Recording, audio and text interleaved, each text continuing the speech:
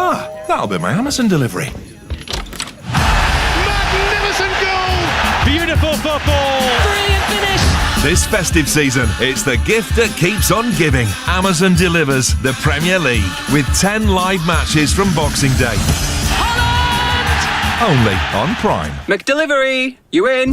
Oh, am I? What a day. I need 6 chicken McNuggets, or maybe 9, or maybe 6 and a cheeky cheeseburger. Makes sense. With something sweet to follow, like an apple pie or a McFlurry. Or I could get a milkshake instead. You know, a nice halfway house of drink and ice cream. Jane, the game's just started. Oh, hi. Yeah, sorry. I'm in. There's nothing quite like a McDelivery. You in? At participating restaurants only. 18 plus. Serving times, delivery fees and terms apply. See app or mcdonalds.com for details. What was your best Christmas ever? The year you got your dream bike? Or the one when Granny had one too many eggnogs? When you woke up to a white Christmas? Or will it be this year? Lotto's £15 million jackpot must be won this Saturday. Or thousands of you will win a share of the jackpot. Now that could top them all. This Christmas, it could be you. Lotto from the National Lottery. Play on app. Account terms, rules and procedures apply. Players must be 18 or over. Ding dong, maverick on high. Magic Mike's bells are ringing. Ding dong, Shazam in the sky. And Spider-Man is swinging. Upgrade to Sky Cinema for more of the latest blockbusters like Top Gun Maverick, Magic Mike The Last Dance, Shazam Fury of the Gods, Fast 10 and Spider-Man Across the Spider-Verse. And 2 free view tickets a month. Sky Cinema. Movies make Christmas. Sky TV contract required. View tickets valid Sunday to Thursday. Limits and restrictions apply. See sky.com for terms. Saturday, football triple shot on TalkSport and TalkSport 2. Absolutely brilliant. Hear it on the radio or on the TalkSport app. Swipe right for West Ham versus Manchester United on TalkSport. Kick off 12:30. And it's an absolute cracker. Swipe left for Leeds versus Ipswich on TalkSport 2. Kick off 12:30. It's in off the post. Followed by Luton versus Newcastle. Kick off 3 p.m. live and exclusively on TalkSport 2. It's game on. Saturday is game day on TalkSport and TalkSport 2. On DAB, online and via the TalkSport app. He's gone! The 5th and final T20 match live on TalkSport 2. Welcome back. You're listening to TalkSport 2 or you're watching us on the TalkSport Cricket YouTube channel. I'm John Norman alongside Michelle St Patrick Hewitt, the former England fast bowlers Steve Harmison and Alex Tudor. We'll hear from them very shortly, but let's hear now from the England head coach Matthew Mott, because after a difficult winter for the white ball side, England of course have now won back-to-back games ahead of tonight's series decider. He's been speaking with Sam Ellard, reflecting on a successful few years for his players.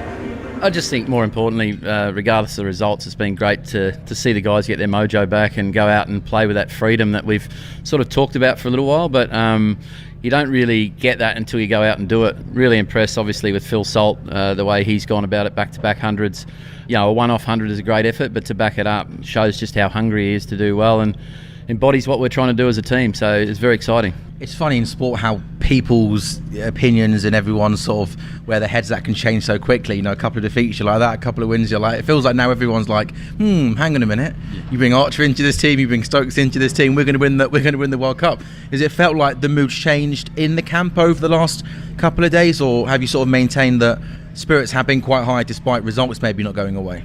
Yeah, I think a lot of people speculated because of the World Cup that we had that there was a carryover, but this is a very different group at the moment, and there's a lot of players with not a lot of caps, so they're just out there really hungry to perform and impress and show what they can do, and that's been the most pleasing thing. And when we lost the first couple of games, of course the dressing room was a bit flat, as you do in professional sport. When you don't achieve what you've set out to achieve, you're disappointed, but what you've got to do is lift your eyes up, look at the horizon and sort of find out where you want to go. And I think we've had some great voices around the group that have played and watched a lot of cricket and maintained that perspective and made sure the players kept believing in their own game and had the freedom to go out and really execute what they've done. So what we've sort of got to in the group at the moment is a realisation of how we want to play the game. How valuable have these last few weeks been, though, as a whole, results aside, sort of having 5 matches here and obviously some ODIs as well in the country where you're going to play a World Cup in 6 months' time? Has this been a couple of weeks that's going to stand you in really good stead ahead of that World Cup? Yeah, I think it's been priceless, to be honest. I think every time you get to a ground or whatever, you got stats on the ground and stuff like that. And what we've realised is, the way the game's been played in this series from both teams is you almost got to throw the rule book out. It's been incredible amount of sixes hit. It's a different style of game to where we won the World Cup in Australia 18 months ago. So we've had that ability now to see what the conditions are like. Tournament plays a little bit different. Not every team will play like the West Indies, but those sort of experiences leading into a World Cup is something you can talk about, you can prepare for, but until you've experienced it, you have no idea. Matthew Mott speaking with Sam Ellard there. We're about 5 minutes away from the first ball in Tarouba, where England and West Indies will go head-to-head, 2 apiece with this final match to play. I'm sitting alongside Michelle St Patrick Hewitt, Steve Harmison and Alex Tudor. I just want to talk to you, Michelle, though, before we get underway with the T20 stuff. West Indies announced their squad for the Test series, if you can call it a 2-match Test series, A series, I don't know, but 7 uncapped players, no Jason Holder. What's happened to Shai Hope? He wasn't even mentioned. He wasn't in the side, and he wasn't mentioned as not playing. I don't know what's going on there. I'll be honest with you, I love my cricket. I did not know, I'd say 4 of the names of the 7 brought in. So your thoughts, if you can sum that up in the next 2 minutes. I was going to say 2 minutes is nowhere near enough, but suffice to say, Shai Hope is playing in the Bangladesh Premier League. Jason Holder wants to play in the international one. Kyle Mayers, I think, is playing in that international one. Brandon King is playing in the Bangladesh Premier League. Darren Bravo has refused to play for the West Indies because of not being selected for the ODI series, we think. So that's left West Indies effectively scraping the barrel, so to speak, to see, well, who does want to play for the West Indies. And I've had a few conversations with Tudes and Harmy about this. I think this is just a signpost of, unfortunately, where the world game is going for the smaller sides, and that Test series versus Australia could be quite bruising from a West Indian perspective. Yeah, absolutely. West Indies, of course, will be in England in the summer. They'll be playing. They're playing in July, right? Yes. So there's no obvious clash at that point. So we might see some of those names back. You would hope so. You'd think. That's we the plan. shall see. Anyway, I've got it out of the system, so we can put that one to bed for a while. Let's sit back. Let's relax. Let's enjoy the spectacle that's about to be brought to you. Commentary, live and exclusive here on TalkSport 2 of the 5th and final T20 between West Indies and England. 2 new faces for the West Indies with Johnson Charles and O'Shane Thomas coming into the side. England unchanged following that 75-run win 2 days ago. West Indies have won the toss. They're going to have a bowl. It'll be Phil Salt and Joss Butler, and behind the mic it'll be Steve Harmison and Michelle St Patrick Hewitt. Indeed. So here we are, the decider, the long-awaited decider. Harmy and I had a big conversation about this before the series started. I went for West Indies, naturally. Harmy went for England. Now we get to see who will indeed win this particular series. Harmy, in game 4, you said that, well, actually, probably for both sides, you said both sides kind of, but more so West Indies, needed to bang the ball in. Now, West Indies have called O'Shane Thomas in for his first game of the series. He definitely is that type of bowler. Do you expect, well, provided he gets his line right, do you expect him to have some success? Yeah, I expect him to cause a different problem. The one thing I was going to say, I'm pleased you mentioned O'Shane Thomas there, Mash, because I've just seen a picture of him as he runs onto the field. And what I want to know, question to you is, has he lost weight? He looks as though he's trimmed down a bit. He doesn't look the big, I mean this with all due respect, the big lump that we've seen in 2020 when we were out there, 2019 when we were out there and he was bowling in the lunchtime, in the tea time breaks. He looks as though he's lost what looks like that, this sort of heaviness, but sort of kept his stature and frame. He looks as though he's lean. And that for me would help him a hell of a lot when it comes to his sort of consistency and his accuracy when it comes to his bowling. But I think he brings a different dimension to this bowling attack. A bowling attack that if they did want to hit the pitch hard, if they did want to go ultra aggressive and utilise a short ball with men out on either side of the wicket, fine leg back, third back, deep point, deep backward square, and go really aggressive, then they've got somebody who can do it, not somebody who is trying to do it, but it's not their natural skill.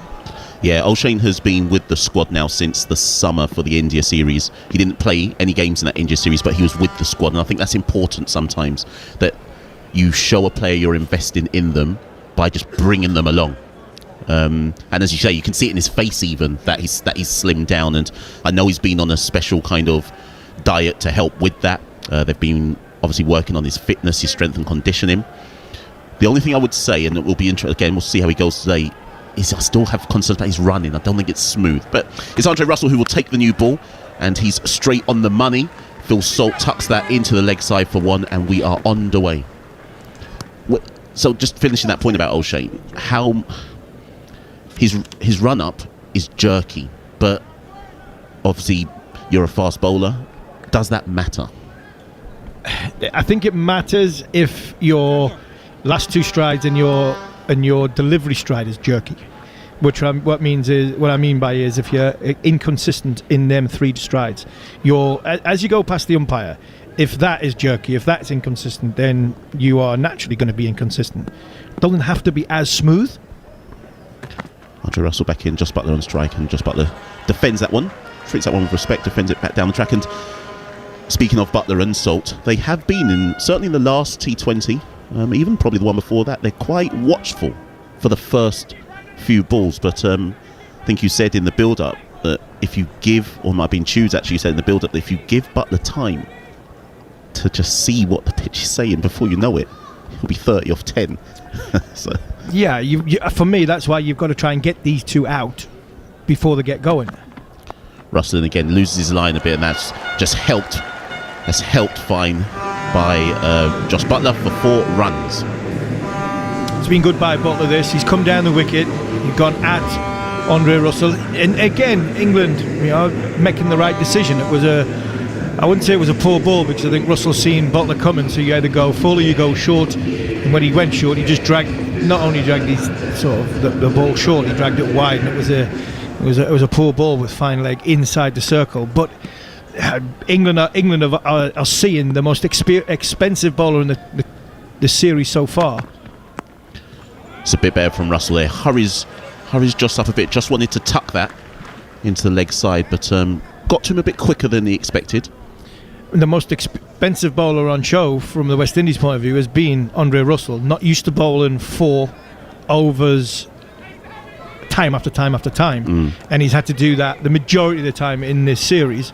So I think it's a good plan by the West Indies to try and get Russell into the game early, try and utilise one of his overs and get it out the way early while England's batters are trying to set themselves. But I think England have got to come at him. 5th ball of the over, and again this is straight, bit of a strangled appeal. It's likely going down the leg side, but it's good stuff from Andre Russell. There's 3 dot balls in the over. The other reason why they may have gone for Dre at the top, Harmy, is because he's actually probably one of their quicker bowlers as well. Andre Russell can bowl deceptively quickly. He can clock 140 when needs be, and maybe this is a plan to, well, depends who takes the new ball with him, but see if their plan is to go quick up top, but we'll see. Final ball of the first over, and this is a bit wide-ish on like 5th stump line, but Joss Buttler cannot beat Akil Hussain, who is stationed at extra cover, and that will be the end of the over. 5 runs off the first over. England 5 without loss. Phil Salt is on 1, Joss Buttler on 4. And Mash, a bit like what I was saying a bit earlier about utilising the movement. That 5th ball of the over, the LBWs shout that Russell and the West Indies had. Nicholas Pooran straight away going down because it did too much. It nipped back. So if you have got pace, you can use a little bit of inconsistencies of the surface, which is natural variation, and you get the odd little bit of movement. Then all of a sudden it just puts a little bit of doubt into obviously 2 batters' minds who are in ridiculous form. But if you go on what's happened in the past, they've bowled with Moti, they've bowled with Akil Hussain in the first over. They've gone for 5, and then they've given him a chance, Buttler a chance to get themselves set and get themselves in. You've still got the 2 spinners with 8 overs up their sleeve, and you've got an over out of one of your most experienced bowlers. And for me, this is a good move, trying to get the wicket in the power play, not just trying to get through the 6. Yeah, we thought it might be O'Shane Thomas who shares new ball. It is. Kind of know what he's going to do. It's a leaner O'Shane Thomas, and Josh Buttler just leans into that first ball. Drive through extra cover. Oh, not Josh Buttler. Sorry, that's Phil Salt. Drives for extra cover for 4 runs. Great Ominous shot. signs. Yeah, good shot. Overpitched from O'Shane Thomas. Don't mind it though. Don't mind it. He's got the seam bowled up right. He's going to try and. It looked as though he had the seam sort of canted in there. So with a first slip in play, extra cover is not quite catching, but he's in. But he's pitched it up to try and see if he can get it to swing. We'll try and catch the outside edge. O'Shane in again. This one's straighter. Phil Salt can only find Andre Russell, who's stationed at gully. There'll be no run there. So yeah, just I'm intrigued. Obviously, when Tudes comes on as well later, what you make of O'Shane's new, because they have worked on him a lot for the last 6 months. They've almost what do I want to say here? They've reconfigured his approach to the crease, his diet, his conditioning. But you can get leaner as a fast bowler, but that's just one element. That's just one element of the game. So yeah, you can get leaner, but sometimes that can go against you. O'Shane again, and again, good ball pitched up, and Phil Salt works that, just down past point for 1. Mash, you can get somebody trim, you can teach somebody a good action. The one thing you're either a natural runner or you're not. I was somebody who was quite a natural runner. I was a multi-sport, so I was quite natural runner, changing direction, stuff like that. But so when it comes to your running technique, sometimes you can't teach somebody a running technique. You can't make somebody a 100-meter sprinter. You can't give somebody a fluid run up. This one bounces a bit more, and Josh Buttler is able to swivel on that one. In fact, he may even get 4 runs for it. He does. This Shea Holt, who's down there on the mid-wicket boundary, but Josh Buttler just swivels, uses the pace, and that's another 4 runs for England. I think you can see the slowness of the surface there, because it wasn't a bad height.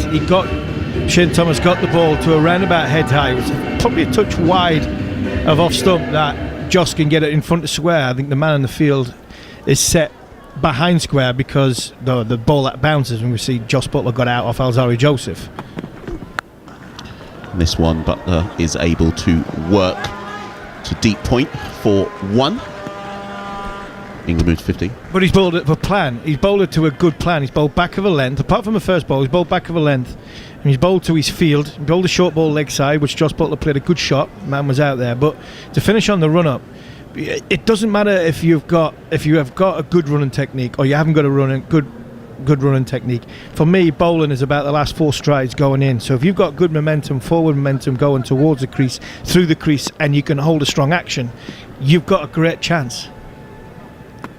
Final ball of the over. This one's a bit fuller, and it's put down, I think, by Rovman Powell, who's at a kind of shortish. Is that shortish extra cover? Yeah, shortish extra cover. I think it was a crowd catch. I think it's a bounced ball. first? I think it's bounced first. It was a half volley. It was over pitch, trying to get the ball to swing. Didn't swing.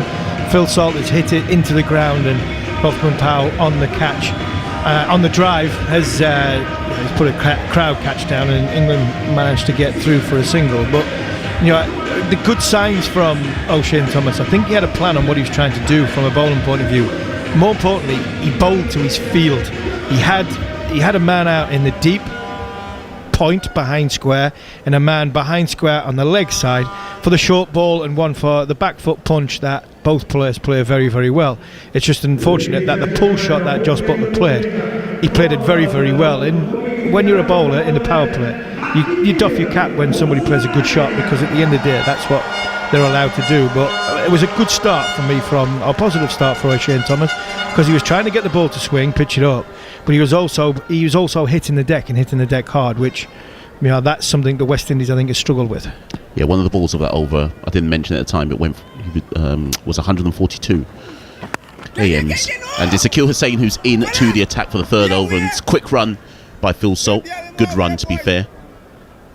Called Josh Buttler through immediately, and although Shafane Rutherford was in an extra cover position could not do anything about that, and the score is 17 without loss after 2.1 overs. You could hear Nicholas Pooran shouting there, and I'm not surprised he's shouting. That is criminal. You bowl a good ball in the power play, you've got fielders in, they've got to stop that single. Butler back on strike. And again, it's that stock delivery from Akeal Hussain. He loves the kind of wicket-to-wicket arm ball. England, to their credit, I think certainly the last game, but the last 2 games have tried to bat him out of settling down. And I think a lot of the West Indian game plan is Akeal Hussain being able to bowl for pretty much nothing in the power play and almost set the tone for the bowling in. So this is actually a critical phase of play. It'll be interesting to see how early Butler and Salt try to go after him. Third ball of the over. And again on that off-stump line, and that's well stopped. Well, we say well stopped, but it looks like, I'm not sure who the fielder is who's down at the moment. Yeah, it's gone for 4. Has it gone? Oh, yeah, it's gone for 4. It's gone through. It did actually go through the fielder, but Rutherford is actually on the floor. I thought at the time that Rutherford had stopped it, but maybe Rutherford has jarred his elbow into the ground, so it's gone through for 4. But Rutherford has been injured in the process of trying to stop it, so that is actually 4 runs. Yeah, look, it actually did look as though he stopped it. I think he's got a wristband on. I think he's got a lot of the players now wear covering to cover their elbows and it looked as though he had stopped it, but he's jarred his wrist or he's done something to his hand while diving into the ground. And you mentioned about when England would go at Akeal Hussain.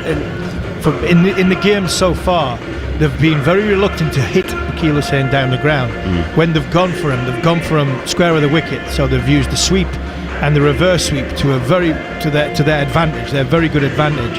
And it's whether Akeal Hussain thinks, right, I'm not going to let them sweep me. I'm going to bowl that bit fuller. I'm going to bowl it obviously that bit quicker and a bit flatter. And say to England batters, Salt and Butler, do you want to come down a wicket and hit me down the ground? I'm not going to give you a chance to sweep me. I'm not going to give you a chance to get under me to help you, to elevate it over the top. And there, I think he's gone a little bit fuller, a little bit wider, and Phil Salt standing in his crease waiting for it and belted it for 4. England 22 without loss after 2.3 overs. Akeal Hussain in again. This time he goes down the leg side. Phil Salt does try, or certainly gets out the reverse sweep, but doesn't connect properly. It'll be a dot ball. Phil Salt will probably feel he should have put that one away. It was a wide if he'd left it alone. He probably should have played, obviously predetermined, so he's gone for the reverse sweep. If he had waited, he might have gone for the conventional sweep, especially with a pace on it, but he went for the paddle because there's a lot of pace on the ball. Hussain in again, this time back on this kind of stock line, and they go for a quick run. Jason Holder has a shy at the stumps. Don't know if that had hit. Looks like Phil Salt would have been in anyway, but good running by England again. Some say risky, but the point is that I think Salt would have been in. We'll have another look at it. Was Jason Holder just inside the perimeter? No, he's out. For me, I was just about to say, I think his bat gets caught in the ground in front of the crease, and I think he jumps over the crease with his bat as his bat's just going in, but I think the ball does go past the stumps while Phil Salt was out of the crease. Again, ball full down the ground. Final ball of the over, and this Josh Butler backs away onto his leg stump, doesn't quite catch it, wants to go down the ground, but instead finds Andre Russell, who's stationed at long on, and there'll be 1 run there, and that's the end of the over. 8 off it. England are 24 without loss after 3, and Harmy it's a steady start by England, certainly going at 8s, but there's a clear plan at least this time from the West Indies. Yeah, a better plan. And I was just about to say to you, it's amazing when you play teams over more than 3 matches. You then start to get to see the matchups in the sense of who's learnt off what playing, because that over there especially, England in the last 2 games have been very dominant towards the spin bowlers because they've tried the reverse sweep, conventional sweep, trying to hit the ball on the up. It's Jason Holder, so another bowling change. Jason Holder pitches this one up a bit more. It'll be interesting to see how Jason tries to, what his bowling approach will be for this particular over. No one has really strayed off the plan thus far. Of course, for those who missed the news earlier on, Jason Holder will not be going to Australia with the West Indies Test side, which has caused quite a news cycle in the Caribbean. But here he is, trying to help West Indies win this series against England. Second ball of the over. And Butler he's out. Josh Butler brought out the reverse, paddle? I guess you could call it. It's O'Shane Thomas, who's at 45, and he takes the catch. I mean, it's a good wicket for the West Indies to take. Josh Butler goes for 11, but it's a poor shot there by Josh Butler. I think if you go in for that kind of shot, you need to get more elevation on it, and it's almost catching practice. It's a good catch from Big O'Shane Thomas. I love obviously I've got Big Man Chute sitting next to me. It's great when you see fast bowlers take a catch because they look so uncoordinated. I mean that in all the best way. I should say fast bowlers look uncoordinated. We look so uncoordinated trying to get a catch. It's like crocodile catching. It's like catching for under 11s. He did look surprised. He did look very surprised, but it was a good catch nonetheless. It was a good catch, and I think just to finish off what I was saying before about the spin bowler, the way he bowled, England have had a plan to go the other way, because knowing that Hussain was going to bowl that little bit fuller, so England, instead of playing sweeps, have targeted down the ground. And I think that wicket there, again, when they talk about plans, Josh Butler's probably thinking, right, they've gone back of a length. Jason Holder is not as comfortable bowling back of a length. He bowls that little bit fuller. When he bowls back of a length, he gets belted. And he had his field set for a pitch-up ball. He had a slip in place. He didn't have anybody at deep square leg. He had somebody at point. So Josh Butler's thinking, if he is going to bowl full, the pace that Holder bowls at, I can get across the stumps and underneath to help him to find leg. And that big fellow was there to take the catch. So it's Will Jacks who's on the strike. Jacks hasn't really got going in this tournament. He gets off strike immediately, though. A quick dab down to, I think it's Johnson Charles at point, and Will Jacks is off strike, or off the mark, sorry. Jacks in the series thus far, his highest score has been 24. Only averaging 17. He'll be disappointed with that. He had a good ODI series, but just yet to get going in these T20s. We know, of course, what an explosive batter he can be. So for Will Jacks, this is a good time because he's got a long time to get going. Phil Salt back on strike, and he brings out his first big shot of the match, but he does not connect as well as he'd like. He does love a leg side kind of pull, but it plugs in the outfield. Gudakesh Motie collects that, or run back for 2. Again, Phil Salt, he's thinking that's going to be just possibly a touch shorter. Jason Holder's gone that bit fuller. He's trying to give himself some room inside it to go over the leg side. I don't think the ball is coming onto the bat as well as it did the other night, or more importantly, I think they're bowling better areas than they did the other night. I think a lot of the stuff the other night was head scratcher stuff, because I don't think the wicket was as good as, say, a 180-200 pitch. I just think it was a poor bowling. Holder again takes pace off with this one, and Phil Salt works that for 4 runs. He beats Akil Hussain, who was coming round at deep point, but he can't cut it off. It's a good shot, good cut shot there by Phil Salt, and it's a boundary. Yeah, he stayed inside that. It's not a bad ball. You talk about getting the ball in and around the top of off stump. It's probably a little bit shorter than a good length, and Akil Hussain is very, very lucky. He gets his hand on it when he dives, but unfortunately, as his momentum goes, it hits his wrist, pushes it towards the Toblerone, and couldn't quite stop it. And Phil Salt is looking in ominous form again from a West Indian point of view. That bat just seems to get wider and wider.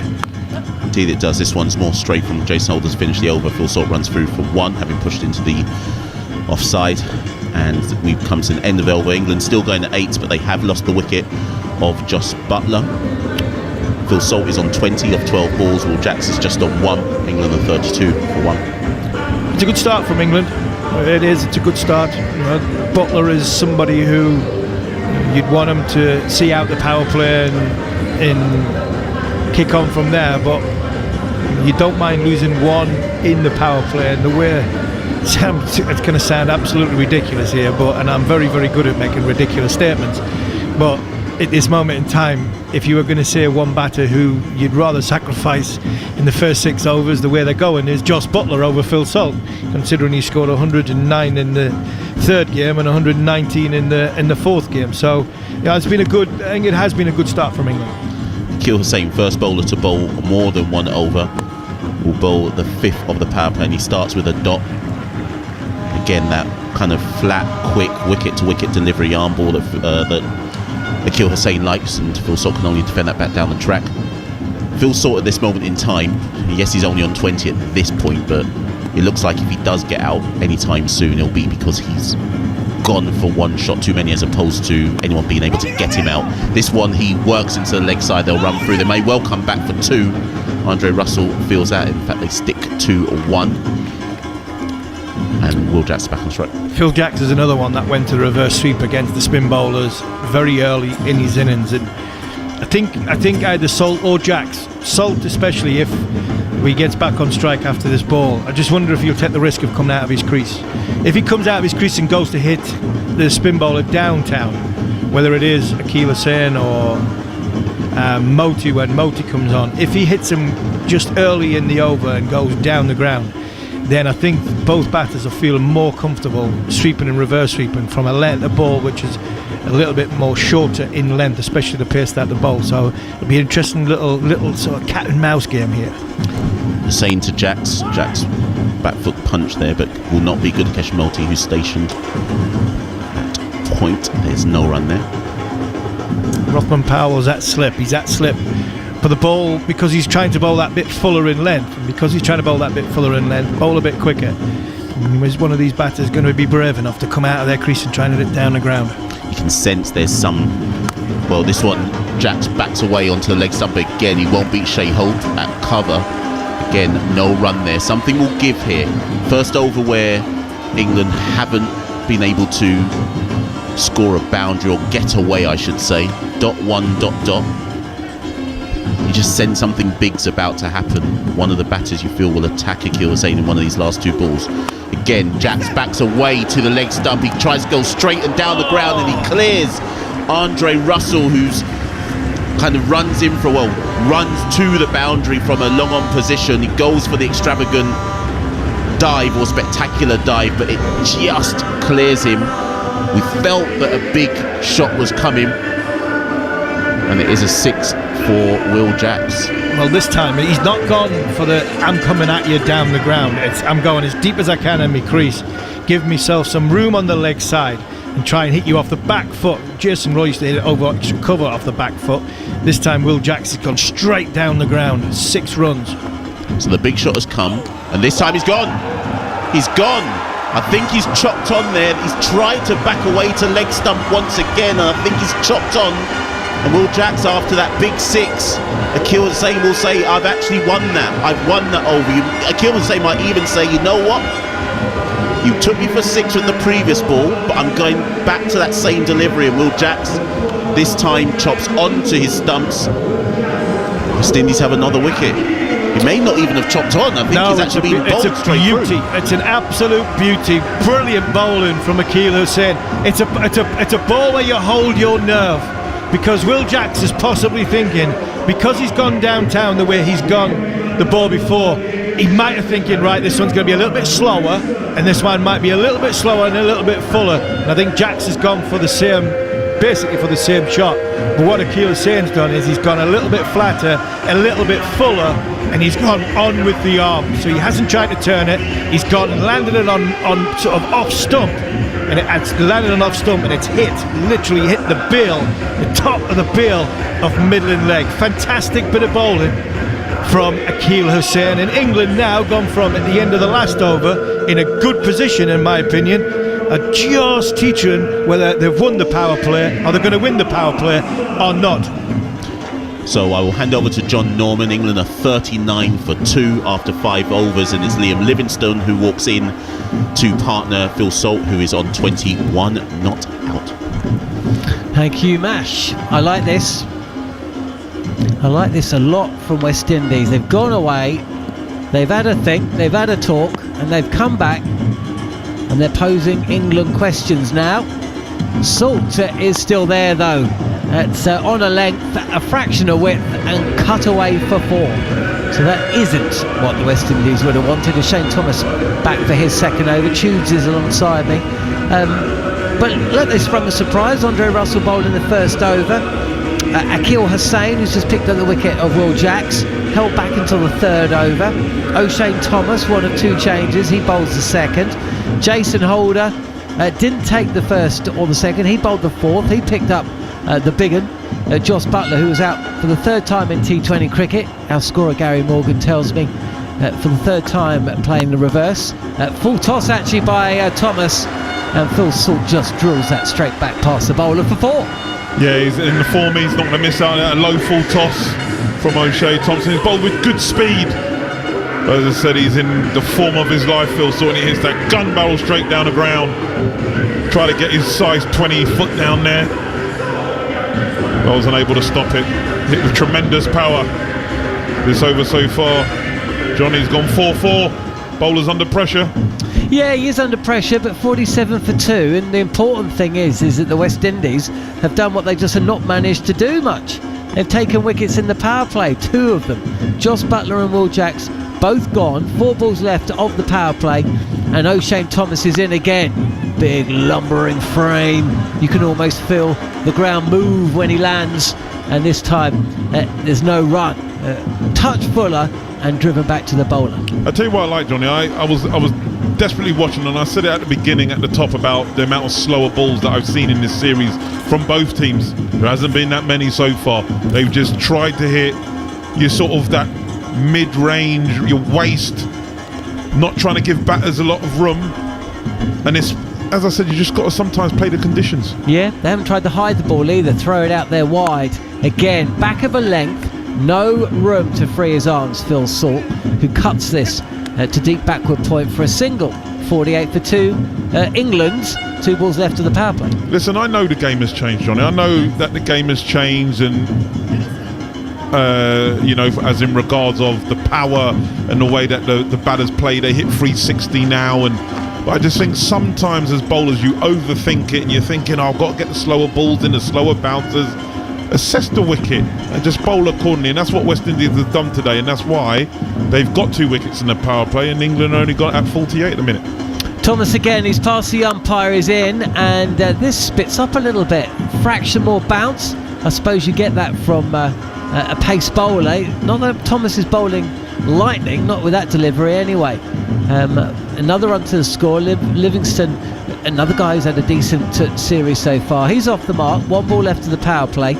You're listening to TalkSport 2, and you're on the TalkSport Cricket YouTube page, listening to our coverage live and exclusively.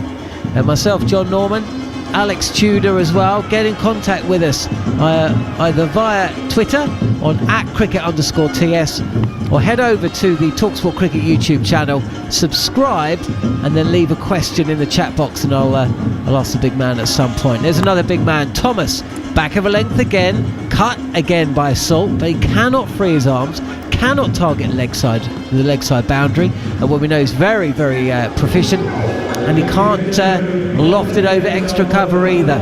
So Alex Tudor, I'd say at the end of the power play, it's almost honours even. 2 wickets going the way of the West Indies. Joss Buttler flicking a ball on the reverse. Jason Holder with that breakthrough, caught inside the circle, and then Will Jacks opening up his body, attempting to cut the ball, push it through the offside, but beaten by an absolute beauty from Akil Hussain. Just kissed the bails, and Jacks had to go. Yeah, I think honours even. I think West Indies will be happy with that. It's a steady start from England. Current run rate at 8.33. Not losing too many. 2 big wickets, but still got Phil Salt, the dangerous player, the man of the series so far, with back-to-back hundreds, already 31 from 19, and showing tremendous form again with power and placement. Gudakesh Moti about to bowl now. Is an interesting little situation here, because he bowled in the first match. Was it the first match? Possibly the second. Either way, Moeen Ali picked out his bowling figures and said England just didn't get on top of him enough. This is pushed through the covers for a single by Phil Salt. First ball from Moti, slow left armour. Almost impossible to hit at the start of this series, but he went for 55 runs from his 4 overs 2 days ago. So what are we going to see today? Be really interesting. Of course, he's coming on to bowl with a little bit of scoreboard protection. It's not Butler and Salt, it's Livingston and Salt. Down the leg side, little yelp for leg before. Chase for Shy Hope, running from first slip, down to fine leg. He's given a little bit of assistance. Phil Salt will come back for a third. Yeah, it's a leg by, just straying there. Just getting a little bit greedy, looking for that big turner, as sometimes the left armer does when he's coming round. Looking for that big turner. Just sort of drifted on with the arm. Just flicking Livingston's pad. Paran was unable to stop it. It goes down for free. Good running from Phil Salt. Obviously he wants to try and face as much bowling as he can. Yeah, it was Phil Salt running to the danger end, but no real danger there. Little bit of a width, and Phil Salt has lofted this delivery up and over long off, and he has hit 6. And the golden form continues for Salt, who moves to 38. See, what I love about all of what Phil Salt is doing so far, he's doing it from a steady base. He's not trying to overhit. He just gets that left leg out the way so he can access the bat to come through nice and straight, and he just hits it up and over long off. It's a fantastic cricket shot. The power that these young men have now, Johnny, honestly, I'm glad that I'm sitting here. There's just a fraction of movement from Moti, but it was slow turn, wasn't a lot on it. This is fine in, and this time Phil Salt, who attempts to defend a ball that pitches at middle and hits off. A terrific nut from Moti. It's 6 and out for Salt, and England lose their third. They're 60 for 3. That's an outstanding delivery. You've just been hit for a massive 6, and he's bowled the perfect left arm bowl. He's played down the Piccadilly, it's gone Waterloo. He played down the wrong line. That's a tremendous ball from Moti. Phil Salt, who's in tremendous form, the form of his life, has gone from 38 from 22 balls. And England, you would say, Johnny, under pressure. 3 big wickets back in the hut. Salt, the captain, Butler, and Jacks, and it's going to be Brook and Livingston at the crease. Well, if England are going to win today, they're going to have to do it without, for the first time, a century from Phil Salt. 38, but he's gone, and Harry Brook striding to the crease, with England 3 down inside 7 overs. And what an absolute peach of a delivery from Moti. You know, he'd just been smacked, he'd just been punched on the nose by Phil Salt, the informed player of the match in the last 2 games. And what did he do? Didn't try and just fire one in. He just changed his line, and he basically said to Phil Salt, over to you, boss. That's an unbelievable delivery. As you said, Johnny, he's just been spanked down the ground, and he's just come back with an absolute perler of a delivery. And just for those listening, you know what? It wasn't off stump that was pegged back, middle stump on its back. Moti, touch fuller, flatter and faster. It's defended by the new bat, Harry Brook, who's wow, and we're just seeing a replay of the ball, and if it had gone on with the angle, it essentially would have hurled down leg side. That moved quite a lot more than I gave it credit for at first. Because this ball is cut away for a single, and that's the end of the over. At the start of it, I asked how it was going to go. 55 runs coming from Moti's 4 overs in that heavy defeat at the same ground 2 nights ago. Well, first over bowled, and it's gone the way of the West Indies. 8 runs coming from it, but that big wicket, Phil Salt, cleaned up for 38, and with Moeen Ali set to come in next, and he hasn't had a lot of batting behind him. Then Sam Curran, the 2 left-handers, quite a lot resting on the shoulders of England's number 4, Liam Livingston, and their number 5, Harry Brook. Yeah, game on here, Johnny. It had to be a certain delivery to get rid of Phil Salt, the form he's in, and he's picked an absolute jaffa to get him. As you said, if it went on his current trajectory, it would have gone down the leg side. So there was a prodigious turn, just held up and turned, and he's played down the wrong line.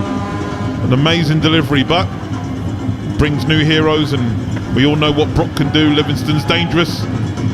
Garrick Wilson has been in touch on the TalkSport Cricket YouTube page, and the chat facility says West Indies will win the match and the series.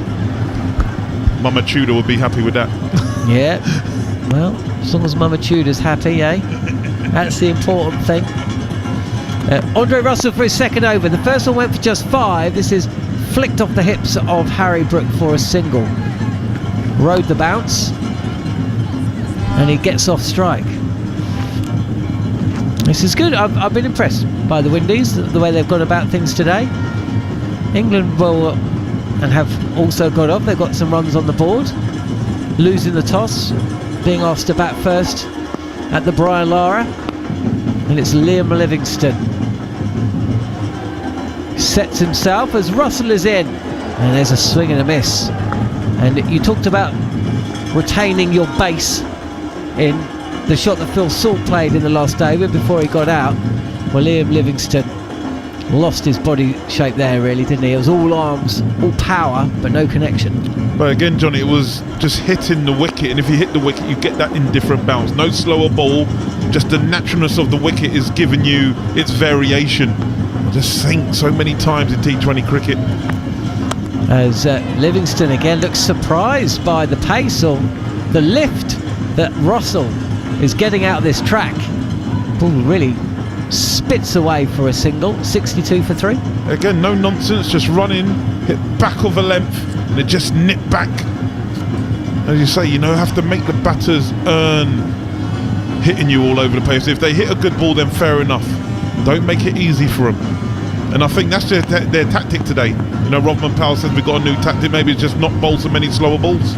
Russell again, it's a big leap at the crease, but it's a full toss, and Harry Brook says thank you very much, and he pushes that past mid-off for 4. Yeah, missed his length, missed the pitch. And Harry Brook, even though he's at the beginning of his innings, he's too good a player to miss out on a low full toss, and he just punches it straight down the ground, past mid-off. Andre Russell makes a despairing dive to try and stop it, but he had no chance. Hit powerfully down the ground past Jason Holder, and he just has to turn and pick the ball up and give it back to Andre Russell. Russell fell over as well in his follow-through, so it kind of went a little bit wrong for the big man. Decent crowd in the ground, in the stadium today. Should fill up a little bit more as the match progresses. Short delivery. This is wide of off stump. Harry Brook swivels and pulls. No more damage than a single though. Fired in. And that was, well, I hope Nicholas Purran behind the stumps is wearing a mouth guard, because you don't want those. That just kind of reared up, didn't it? It was fortunate there. Yeah, some of these throws back from the outfielders hasn't been great. It's not what you want as a keeper. I'm sure you'll be letting them know. Knowing that used to happen to Alex Stewart, you knew. 68 for 3 then, Livingstone. A little shuffle to the offside. This is on the pads, and he wants 2. He's going to have to run quick. The throw comes in, but he's done enough. So 2 runs to the end of the over, 9 runs coming from it. And at the 8 over stage, England are 70 for 3. A rare slower ball from Andre Russell on the West Indies side in the first 8 overs. Played beautifully, took the pace off it, knew it was 2 from when it left the bat, even though there was a little bit of indecision to run in, but he got in safely. And England march on to 70 for 3. You said these 2 will need to occupy the crease for a little bit longer, and then to allow Mo Ali, Sam Curran to come in and do what they do with maybe 5 or so 6 overs to come, where they can be very expansive. Yeah, this has been an intriguing T20, hasn't it, for the first 8 overs or so. 24 runs for the first wicket. Joss Buttler was out for 11. Will Jacks 7. 60 for 2 when Phil Salt was dismissed. And Moti's about to bowl his second over, and has Harry Brook been caught behind? Well, the umpire thinks so. Brook down on the sweep, a little top edge, and you're not going to get an easier catch than that behind the stumps. And Moti has struck with his first ball of his second over, and suddenly England are 4 down. Yeah, it's going wrong at the minute. They're getting inventive. He just went down to try and just a little paddle sweep. It hits the edge of his bat, and an easy catch for Nicholas Purran. He's not going to miss that. And Moti is having a good day so far. The dangerous Harry Brook has to turn and walk back. He's gone for 7. England 70 for 4. Well, in terms of the win probability, England have been riding it. They've been riding high for the majority of this innings, despite losing those wickets. But that's a big blow. Be interesting to see how that affects things. But with Harry Brook gone, Moeen Ali new to the crease, England will have to reduce their expectations a touch, I think. Big moment, and of course Moti still has the rest of this over and another couple to come, and the pressure is on England. And as we've seen in recent times, when the pressure is on this England side, sometimes go into their shells, and can't afford to do that for very long in T20 cricket. Yeah, just gonna have to get their thinking heads on. I know sort of the English way of current years has been be ultra positive, be positive, but there's a series to win. Moti's bowling well, he's 1.1 overs, 2 for 8. Need to try and see him off. Yeah, it felt like it was on as even at the end of the power play. 50 for 2 at that stage. Advantage West Indies now. Ali's about to face his first delivery, fired in by Moti. It's a flat delivery, and Ali gets off strike first ball. 71 for 4. It's just all our inventive shots. Joss Butler has tried a little paddle, didn't quite come off. Will Jacks, after hitting a big 6, has tried to make some room to hit it up and over extra cover, as he does, and miss it, gets clean bowled. And then Phil Salt, in the form he was in, it needed to be a good delivery, and it was a fantastic delivery from Moti to get him. The other thing is, Choose, 3 of the wickets to fall have gone the way of spin. Hussein's still got a bowl. Flatter again from Moti, pushed through and defended by Livingston.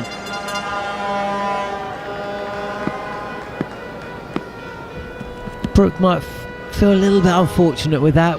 It hit the glove and just ballooned up as Livingston is back, punches this square of the wicket for a single.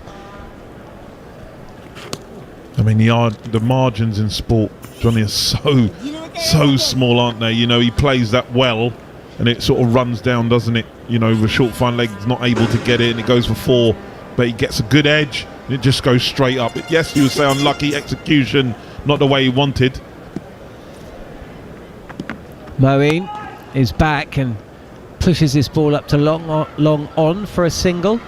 I mean, as soon as you see the line of the ball, you feel it's a relatively safe shot. I know the sweep, you know, you can never know how the bounce is going to go, but with that line, kind of feel that was a relatively risk-free shot, but clipped to mid-wicket. So Moti's over comes to an end. 3 runs coming from it, and that wicket of Harry Brook.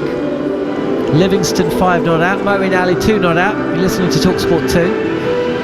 Come and join us on the TalkSport Cricket YouTube channel as well.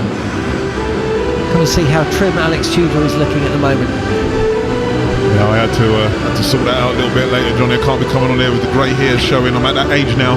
Well, you and me both, mate. I can't get away with the bar lead though. I reckon you look all right, Johnny, buddy. I used to have it. Oh, Train Spotting. Oh, don't talk about that Train film. Spotting fashion at the end of the 90s. Not quite, not as short as that. Listen, Dave Gilbert, our old coach at Surrey, thought it would be good team bonding. We went to watch Train Spotting in London. I came out and I was like, what did we just watch? But it's an absolute classic, isn't it? Oh, that is a classic film. I once got a Mohican shaved into my head, actually. I'll tell you about that in a second. Holder's back, and Moeen Ali is given a little bit of width. Cannot beat cover, though. Brandon King. No timing, as it's cut into the offside. Brandon King feels no run. Go on, explain, go on. Well, I've only got 5 deliveries before Michelle comes back, so I better get the story in quick. And I suppose it's there's not a spinner bowling, so we've probably got enough time. It was actually I did it twice, actually thinking about it. Holder again, and Moeen Ali gracefully picks this ball up, lofts the ball over Andre Russell at mid-off, but it dies in the outfield somewhat. Ali comes back for a second, and the score moves to 75 for 4. Yeah, he just allowed a little width. Moen's not going to miss out on that. Jumped on it, didn't get the timing that he normally gets. Sort of plugged out in the outfield. Andre Russell was able to chase it down and throw it back powerfully. 2 runs. It was 1995. It was the second Frank Bruno-Mike Tyson fight. Hold it in. Short delivery. Ali takes it on. Won't find the boundary though. Fielded at mid-wicket. And just a single for Ali there. 76 for 4. Yeah, it was one of the few times I've paid for pay-per-view. My house, I was a terrible student. So when I was at second year, you get student loans. And I got my student loan in, and I spent it in 5 days. And do you know what I spent the money on? I didn't spend it on food, didn't spend it on pot noodles, didn't spend it on what you need to spend it on. Holder again, Livingston. Shapes to the offside. This is fired in on the legs of Livingston, who if he'd stayed where he was, actually would have been presented with a far easier shot. Either way, he has to really get that bat round the front of the pads to get the bat on the ball, and ball squirts out to the leg side for a single. 77 for 4. I bought Sky Sports for the house. Priorities, Johnny. Well done. Yeah. That's otherwise I would have missed Atherton's knock with Jack Russell against South Africa in 94-95. Short again, and slower delivery from Holder. We've seen this ball before. Ali's too soon on the shot, and it's fielded behind the stumps. No run. 77 for 4. Yeah. Anyway, we get the Sky Sports, and we pay for the pay-per-view. We don't realise that the fight ain't happening till 5 in the morning. So by the time it gets to 5 in the morning, we've exhausted all of our entertainment. We ended up Mohicans all round. Good looking shot for none from Ali. Picks out Andre Russell, the edge of the circle at mid-off. Glorious cover drive. But as the drinks break comes, it's the West Indies on top. Moeen Ali and Liam Livingstone at the crease. 10 overs in. England 77 for 4. And to talk you through the next 5 overs of bumpers, Yorkers, slower balls, spin and Mohicans, it's Michelle St Patrick Hewitt and Steve Harmison. Yes, we're back, and as John Norman says, at the halfway stage of the innings, certainly it's a completely different game to what happened in the 4th T20. West Indies, if they could have dreamt of a way to rebound from what happened in the 4th T20, and even the 3rd, when they should have probably defended 2-2-2 or 2-2-3 even, they've had the response. Robin Powell said at the toss that they'd gone away and spoken about bowling plans, and you said, Steve Harmison, that you like Rodman Powell as a captain. He doesn't use cliches, he almost says it as it is, and sometimes you can say these things like, oh, we've gone away and we spoke about plans, but clearly they did go away and speak about plans. Yeah, they did, and then that's the most refreshing thing. They've come out and realised that, can we get Salt and Bottler out in the first 2 overs? Can we bowl 12 balls at their 2 best players so far in the series, put the ball in the right area, get some movement with our 2 bowlers who we think, not our best bowlers, but from a pace point of view, our most wicket-taking bowlers. And I would have said Andre Russell would be one of them. The experience he's got, he's been really expensive in this series, he's got wickets. And the other one would be O'Shane Thomas. I asked for Jason Holder, but I didn't mind the experience of Andre Russell, and they've got England in a decent position sitting here after 10 overs. But I look at the game situation, and you know what, Mash, and I go, England got 267 in that last game at this ground. I thought, and I said after 2 overs in that game, this is a 160-180 pitch, and I still believe that it was a 160-180 pitch. I don't think the bowling was great. And again, I think this is exactly the same. I think if you hit the deck hard, utilise the skill sets you've got, bowl to your strengths, bowl more importantly to your fields, hold your nerve under pressure, you will get rewarded, because I think there's something in this surface. And then you try and put the pressure back onto the batter, and he will then make a mistake. There's been some absolute beauties bowled, especially the first 2 spin bowlers who got wickets. Harry Brook was unlucky a touch, poor execution of a sweep shot, but the wicket of Salt, who was going to take a good ball to get rid of Salt, and the wicket of Jacks was two bowlers who held their nerve, bowled a good line, asked it to turn, one didn't turn, one did turn, and they were rewarded in the wicket. So I think all in all, standing at the drinks break, Rothman Powell will be very happy where his team's at. Yeah, and I think what was critical was that Andre Russell and O'Shane Thomas, sounds crazy to say you can let a game get away in the opening 2 overs, but they certainly laid a foundation and said, this is what we need to do, like follow the plan. And it's now allowed the spinners to come into the game without pressure on them. Akeal Hussain into the attack at the start of the 11th over. He's only bowled 2 thus far, so between Akeal Hussain and Gudakesh Motie, who of course bowled very well in the first 2 T20s, they've got 4 more overs remaining. You know they'll both bowl out.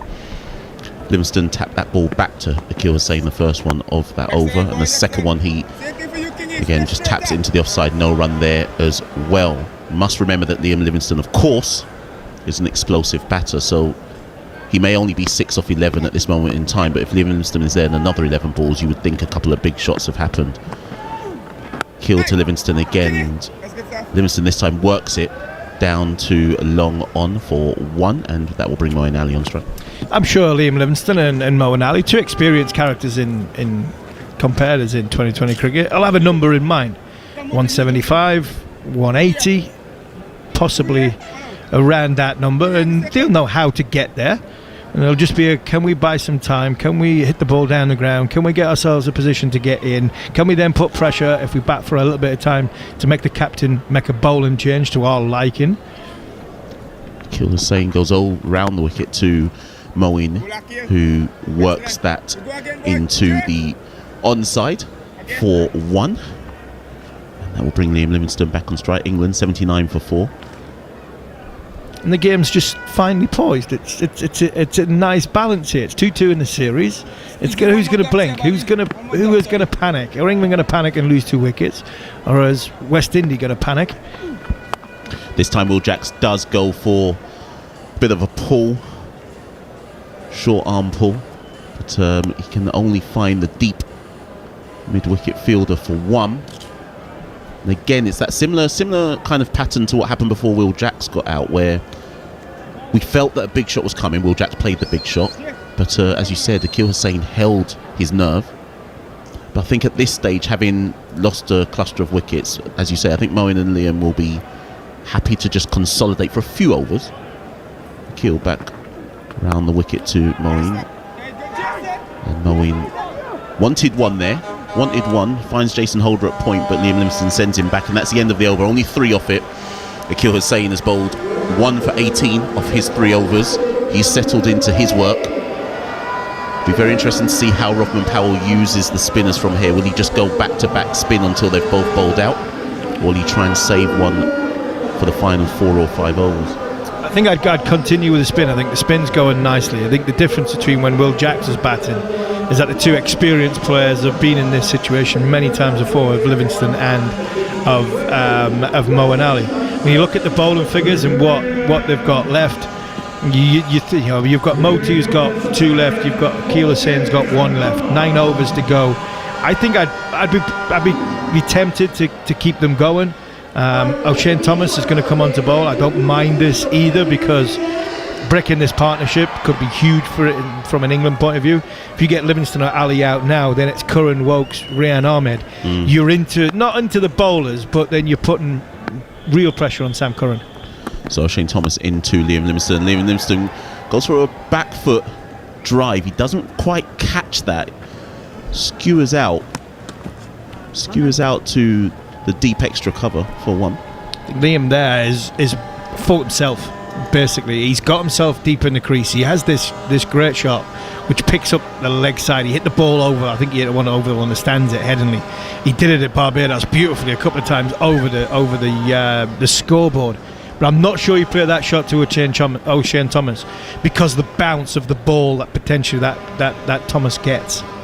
Moeen Ali on strike to O'Shane Thomas. First time he's faced him, and it's wide from O'Shane Thomas. Moeen Ali fishes at it, doesn't commit to it fully, but certainly fishes at the delivery. Again, as Steve Harmison just alluded to, O'Shane Thomas, because of his trajectory, gets a lot of bounce, obviously his pace as well. And there was good carry on that delivery. Yeah, it was width, and Moeen Ali would be devastated he missed out on that. That was a ball to hit. That was a ball to hit for 4. But because of the inconsistency of Thomas's action and the surface, he managed to get the ball just to bounce over the sort of horizontal bat. And again, it just adds the pressure towards Moeen Ali. O'Shane again. This time Moeen Ali does bring out the pull or even hook shot and finds deep mid-wicket, and there'll be 1 run there. And good again from O'Shane Thomas. He's bowling to his field. He's saying to Moeen Ali, you can play the pull shot, but he's going wide of off stump.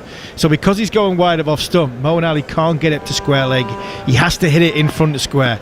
For Moeen Ali to get it to square leg where there's no fielder and fine legs in the circle, he'd have to get right inside it, and he just can't do that. Liam Livingstone back on strike. This one's in Liam Livingstone's slot, and he finally does bring out the big shot. It's way over a kind of wide-ish, deep extra cover area. And that's the first 6 that Liam Livingstone has hit. Well, that was in the slot for Liam Livingstone. He's been waiting for that for 2 or 3 balls from O'Shane Thomas. He said, like I said before, I don't think he trusts the bounce if it's outside off stump. It needs to come into the angle. It needs to come in towards off stump, middling off, for him to really feel as though he can hit it through the line, trust it onto the leg side, over the boundary.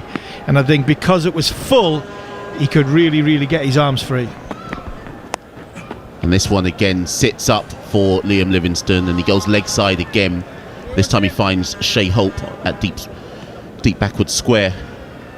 And there's only 1 run there. That previous ball from Liam Livingstone, was over deep mid-wicket, and the gentleman in the crowd went for the catch, but caught it square in the chest, and the camera panned in on Shafane Rutherford with his head in his hands. I was a bit talking about O'Shane Thomas. We were talking about fast bowlers when he took the catch earlier. I was taking the mick out of him a little bit, because that's the catch that I would do, and it was exactly the same as the way the guy in the crowd would. And this one's gone high in the air. Will he find the fielder, Moeen Ali, or will it plug? It does plug. He doesn't. He goes after O'Shane Thomas. I think the ball is sitting up for Moeen senses that he can attack this and he can hook and pull O'Shane Thomas. But if you don't time it quite right, because of the pace that O'Shane Thomas bowls at, you're likely to miss pull, miss hook, top edge it, and Moeen Ali probably gets away with that slightly. Yeah, you got away with it big time, but it's just the trust of the bounce. You got a big fella, because his action is a little bit inconsistent, and when he hits the pitch around about a good length, and you're talking about a good length, 5 metre length, anything shorter than that was probably the 6 metre length. Because of his action, because of how tall, and because of the way he hits the deck, getting the ball to come nicely onto the middle of the bat is not trustworthy. Good catch, Multi back into attack. England are 90 for 4, and Moeen Ali goes after that first ball.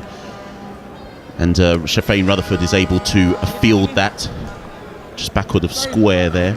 But I think what we talked about, me and Chews have been talking about and screaming at the TV in the last game about the lengths that both teams were bowling.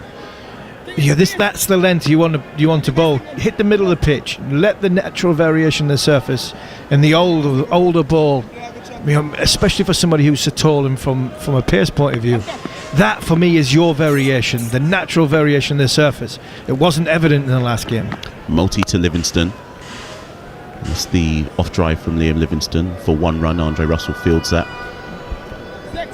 That's good, down the ground. Just keep telling the batter to hit you down the ground. If he wants to play the big shot across the line, as long as you're driving it into the surface, in and around the sort of off stump, and if it turns, then the batter's got to put up with that. If it doesn't, it goes on, and you challenge the front pad of the bowl. Multi in again to Moeen Ali. Moeen Ali has gone for the big shot again. This time he does. That goes way over the mid-wicket boundary. It just sat up. It was too short. It was asking Moeen Ali to bring out the pull shot or hook shot, and that is a 6 for Moeen Ali. That's a shocker from Moti. It really is. I think Moti especially struggles to put pace on the ball and actually get it into a good fuller area where that's more natural for Akeal Hosein. When Moti tries to bowl it quicker, he drags it down. This time he does go quicker and a bit straighter, although does it just slightly leg side, and Moeen able to use the pace on the ball to get one there on the leg side, and that brings England one shy of 100, 99 for 4, with 2 balls to go in this 13th over.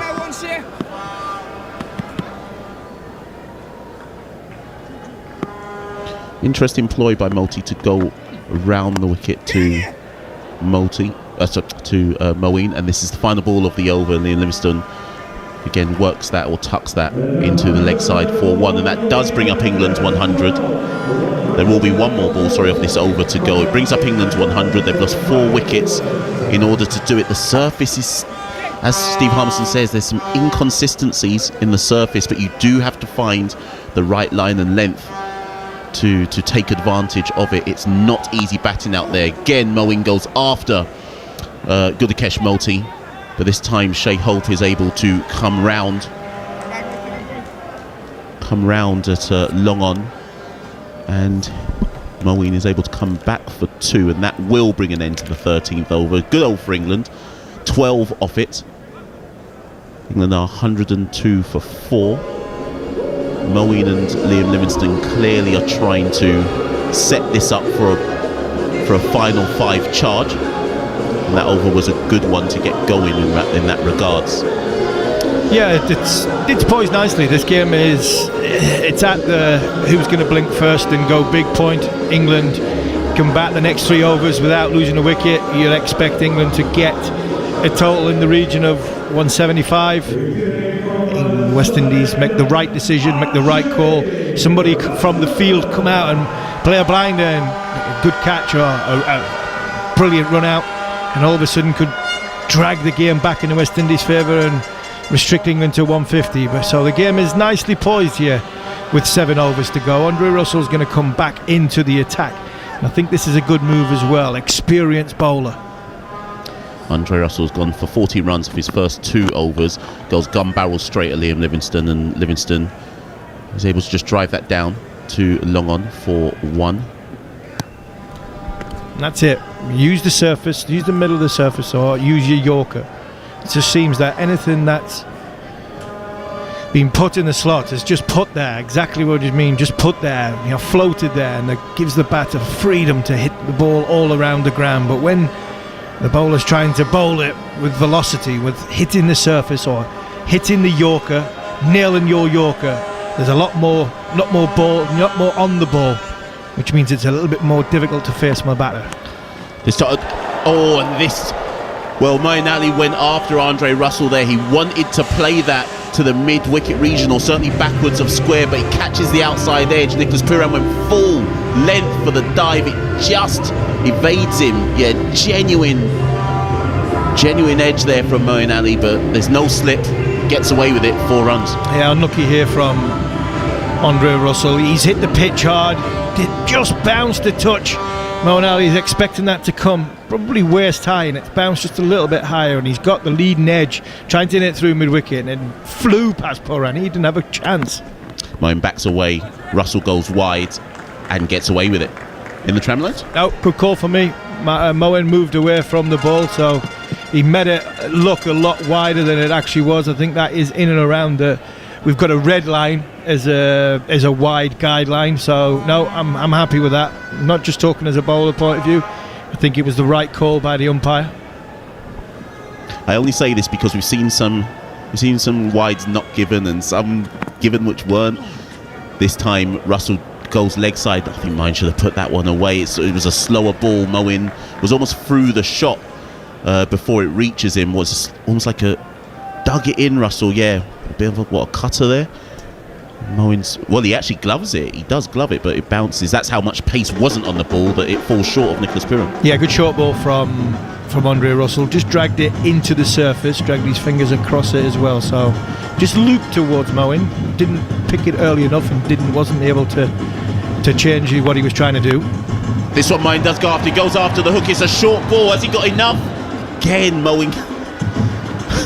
Moeen is certainly fighting fire with fire here. Plugs in the outfield once again in the deep mid-wicket outfield. The boundary riders can't come in quick enough, and there's a clear plan here to Moeen, but Moeen is Moen's ready to take it on. Yeah, the plan is to hit the surface hard. That's what they should have been doing the other night. And that one there, just the toe edge of the bat, landed in between the 30-yard circle and the boundary.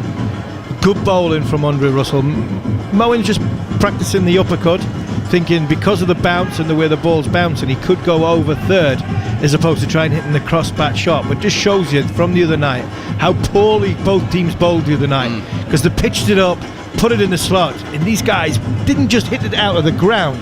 They were hitting it 10 rows back. At this minute in time, they're struggling to get it for 4, never mind to get it for 6. The ball is falling 20, 30 yards short of the boundary riders, and that was a huge difference from the other night. And the surface is nowhere near as flat the other night to what it is now. This is exactly the same type of surface. Russell around the wicket to Livingston is in the block hole there, and Livingston can only drive that down the ground, 2 long off for 1. That brings an end to a good over there from Andre Russell. 7 off it. He's gone for 21 off his 3 overs. England are 109 for 4 from 14. Current run rate is 7.79. I think West Indies will be happy with that. They do have to work out how their death bowling is going to go. Who's going to bowl the final 4? You'd imagine that Holder will bowl 2 of them. Maybe Russell has to bowl 1, but I'm not sure who's going to bowl the other. They certainly have to bowl the spinners out. It's whether they have a spinner for the 17th over or not. It's interesting, Harvey, because you just said there, that both sides bowled poorly. And I think that was something that kind of went like under the radar with England's bowling performance, because as much as West Indies were obviously defeated by 70-odd runs, they were like 190 of 13 overs or whatever it might have been. Anyway, Zakir Hussain will bowl out. Drifts that one onto Liam Livingston's legs. There'll be no run there. No, in the last game, with 267 on the ball, all you got to do is land the ball 120 times on the pitch, and the likelihood is you were going to win the game.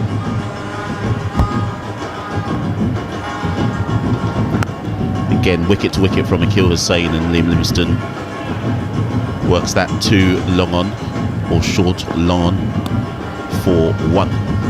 Yeah, I just think they didn't use the sort of the surface to their huge advantage in the last game, and I think that's what the West Indies have learnt, and that's why they're in ridiculous better position. Executed their plans much better. Again, around the wicket to Moeen, and Moeen comes down the ground, goes straight over Akil Hussain's head and doesn't get enough. Well, West Indies have got the wicket there, but they nearly gave that one away. Moeen went down the ground. Andre Russell was stationed at long off. He had to kind of come straight-ish to take the catch. I thought he'd already taken the catch, but maybe his momentum was about to make him go over the boundary ropes, and he threw a very poor relay catch to, I think it's Akil Hussain. They're going to have to check it, because Akil had to dive full length, literally onto the ground to take that, and they'll have to check to see if that went. I think it's good, but I think they'll have to check if that actually touched the ground first. No, I think it's good. I think it's Rothman Powell that he's thrown it to as Andre Russell. Sorry, of course, he's down the ground. Moeen Ali's had to come out of his crease, and he's clocked it. And I think that's again back to what we're talking about, using the surface. So Andre Russell gets 2 hands on it. He's going towards the boundary. His right foot's planted. Plants his left foot. Goes to throw it to Rothman Powell.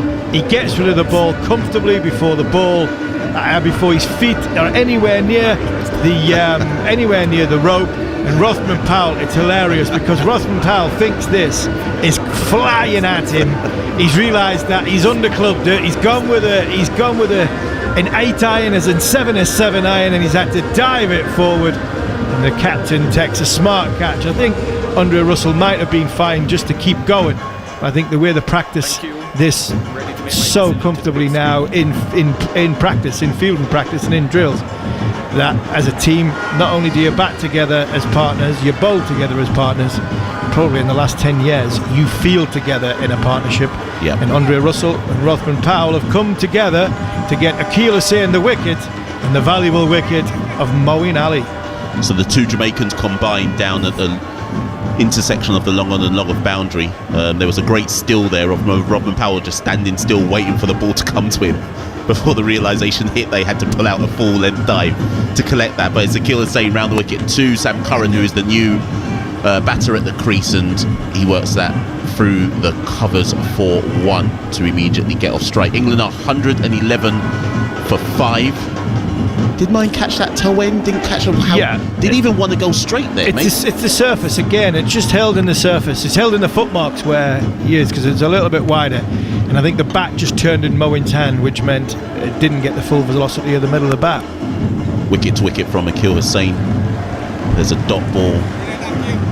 Liam Livingstone doesn't have any room to do anything with that. Possibly Moen's shot. I mean, Moen was going after the bowling anyway, but maybe he felt that himself and Liam needed to get a move on. Who knows? But the wicket has fallen, and Liam Livingstone dabs that into the offside, final ball of the over. There'll be no run there as well, and that ends Akil Hussain's spell. A very good spell of bowling by Akil Hussain. He took some serious tap in the 4th T20, but this one has come back well. 2 for 20 of 4.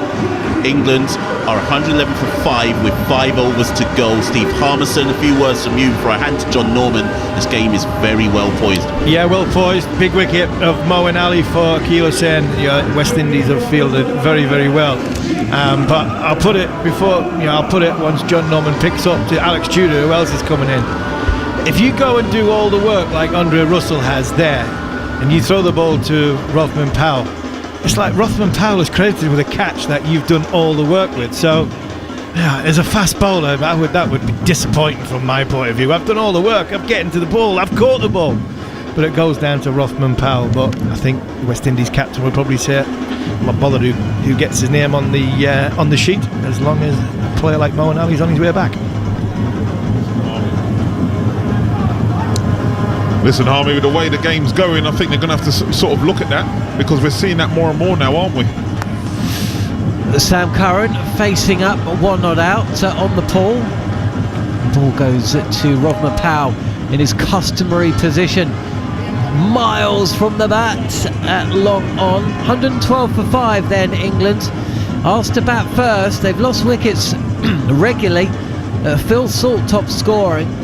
Not for the first time, but he didn't reach 50 for the first time in 3 matches. He was out for 38. Moeen Ali, the last man to go, relay catch that Harmy and Tudes are talking about. I mean, in fairness, Powell did have to do a little bit more than he would have intended, because Russell did underthrow it to him, didn't he?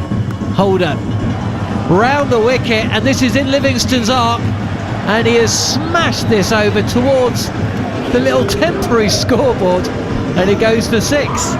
Johnny, did this? I don't know, but the guys, I haven't seen you this impressed all series. There's a guy in an orange top who's dived and caught the ball one-handed, but he's grounded it. He's grounded it. He's Mitchell Starked it at Lords. That's not out, lads. That's 6 runs from the bat. Not like you to rub that in there, Johnny. Short again, but this time outside of stump and clubbed away. Fielded though at deep extra cover. So Livingstone feeling it's time to go now, the number 4 bat. He's been playing in a role that we haven't really grown accustomed to, coming in that high up the order, but it seems to have worked somehow. 54 not out in the last match, 30 from 18 deliveries in the 3rd, 17 in the 2nd, came in down the order, 27 in the first match of this 5-game series. Curran facing up, a swing of the bat, he misses. Little look to the umpire, but that's in the arc. Slower delivery from Holder, slanting across the left-handed Sam Curran. 119 for 5. Yeah, it was a brilliant attempt, wasn't it?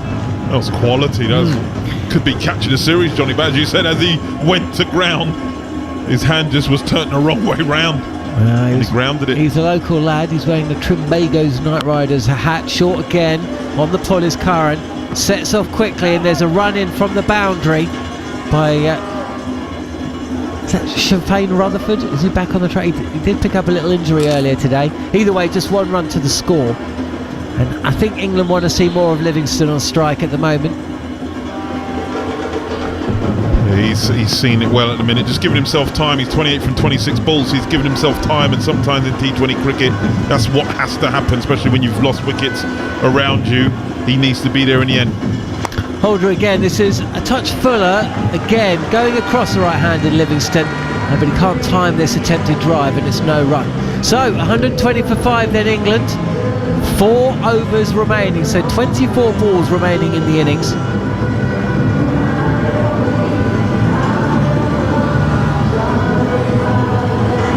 We've had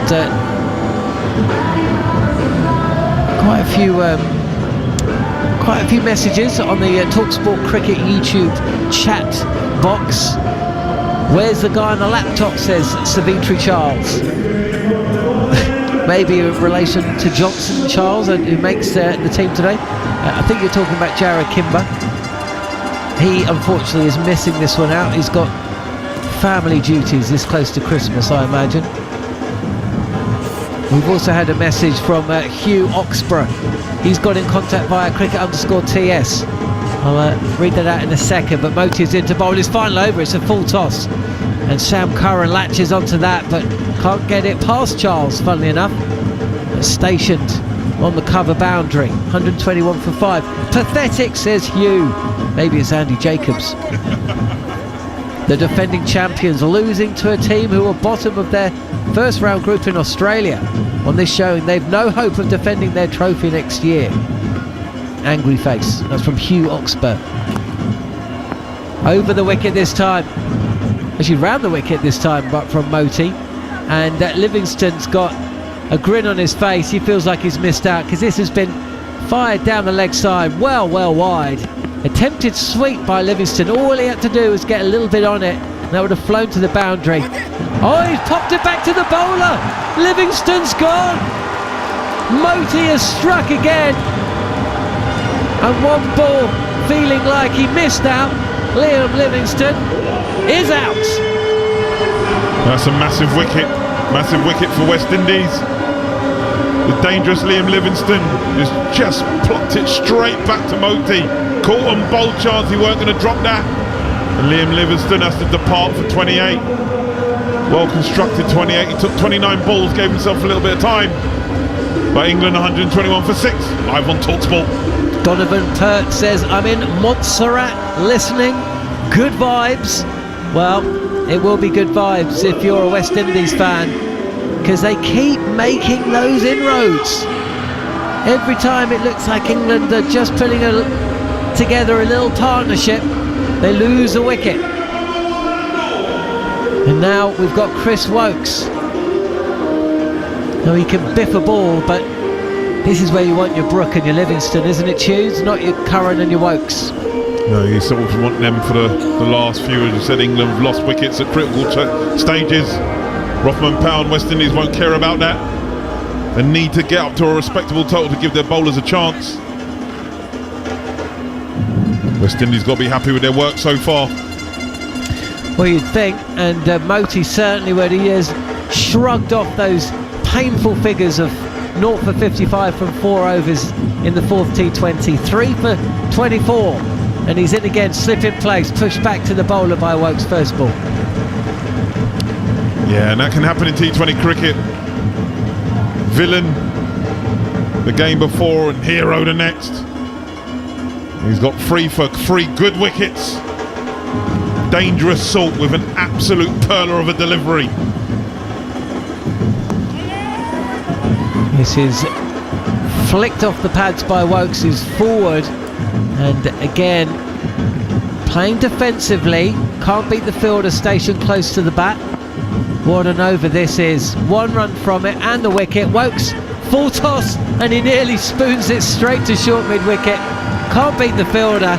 Applause all around the ground, and that is a wonderful little spell of 4 overs, 3 wickets, and they went for just 24 runs from Gudakesh Moti. Yeah, he's got to be happy with that. And the captain in the West Indies, exactly what Rothman Powell required, and he delivered.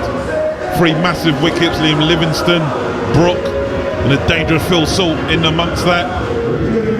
As you said, Johnny, the game before he went all around the park, didn't quite get it right, looked off colour a little bit, but he's come back when the West Indies need him with the series 2-2.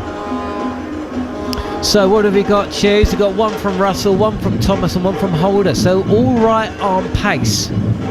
The spin is done. 5 wickets for Hussain and Moti. So Ahmed, Rashid, possibly Jackson Livingston, you never know. You feel that England are going to be relying on those. And it is O'Shane Thomas set to bowl his 4th. He's gone at 10s, 32 from his 3 overs, and he's in. Right arm over the wicket. Sam Curran facing. This is a length delivery, and it's cut straight to the fielder, about 5 yards back from the circle at extra cover, no run. Yeah, it'd be interesting if West Indies, obviously, you know, they're watching how the West Indies are going about bowling in this innings. Just no messing around, no real mess around with too many change-up, just hitting back of a length, try not to create too much room. I think they're going to have to do more of the same. O'Shane again in. This is slanting across Curran. It's giving him a bit of width, but it's that length that Curran is finding difficult to get away. On the cut, no timing, 1 run. West Indies will be happy with their work so far as we approach the midway point of the 18th over. England 1-2-2 for 6. Yeah, 100%, Johnny, there will be. With the carnage that was on display in the last game, records being broken left, right and centre. And they've come back, as Rothman Powell said, different game plan. Let's not mess around with all the variations, just let's hit the wicket, let the natural variations of the wicket do the work. And they've got England 122 for 6. Chris Wokes has faced 3 deliveries and he's yet to get off the mark. Just having a look around the field.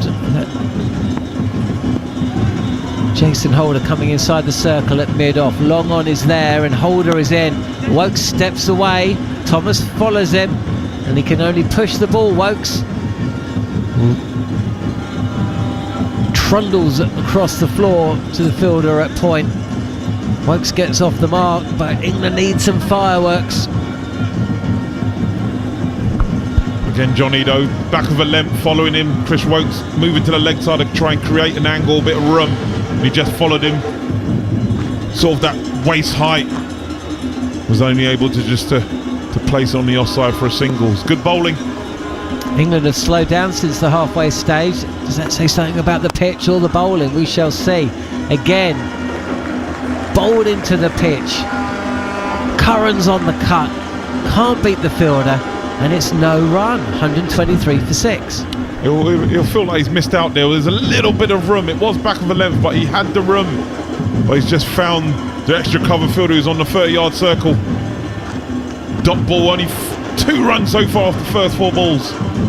Win probability on Cricinfo now saying 75% the way of West Indies. As Curran steps to the offside, pushes this ball out to point, but again, this is where West Indies want to be. The run rate now has dipped below 7 and over. When you look at the power on show for the West Indies, surely would have taken this. This is why they wanted to bowl first. 3 runs from this Thomas over. He's got 1 before he's bowled out. And England need boundaries. And they need them fast, Johnny, let me tell you. 13 deliveries left.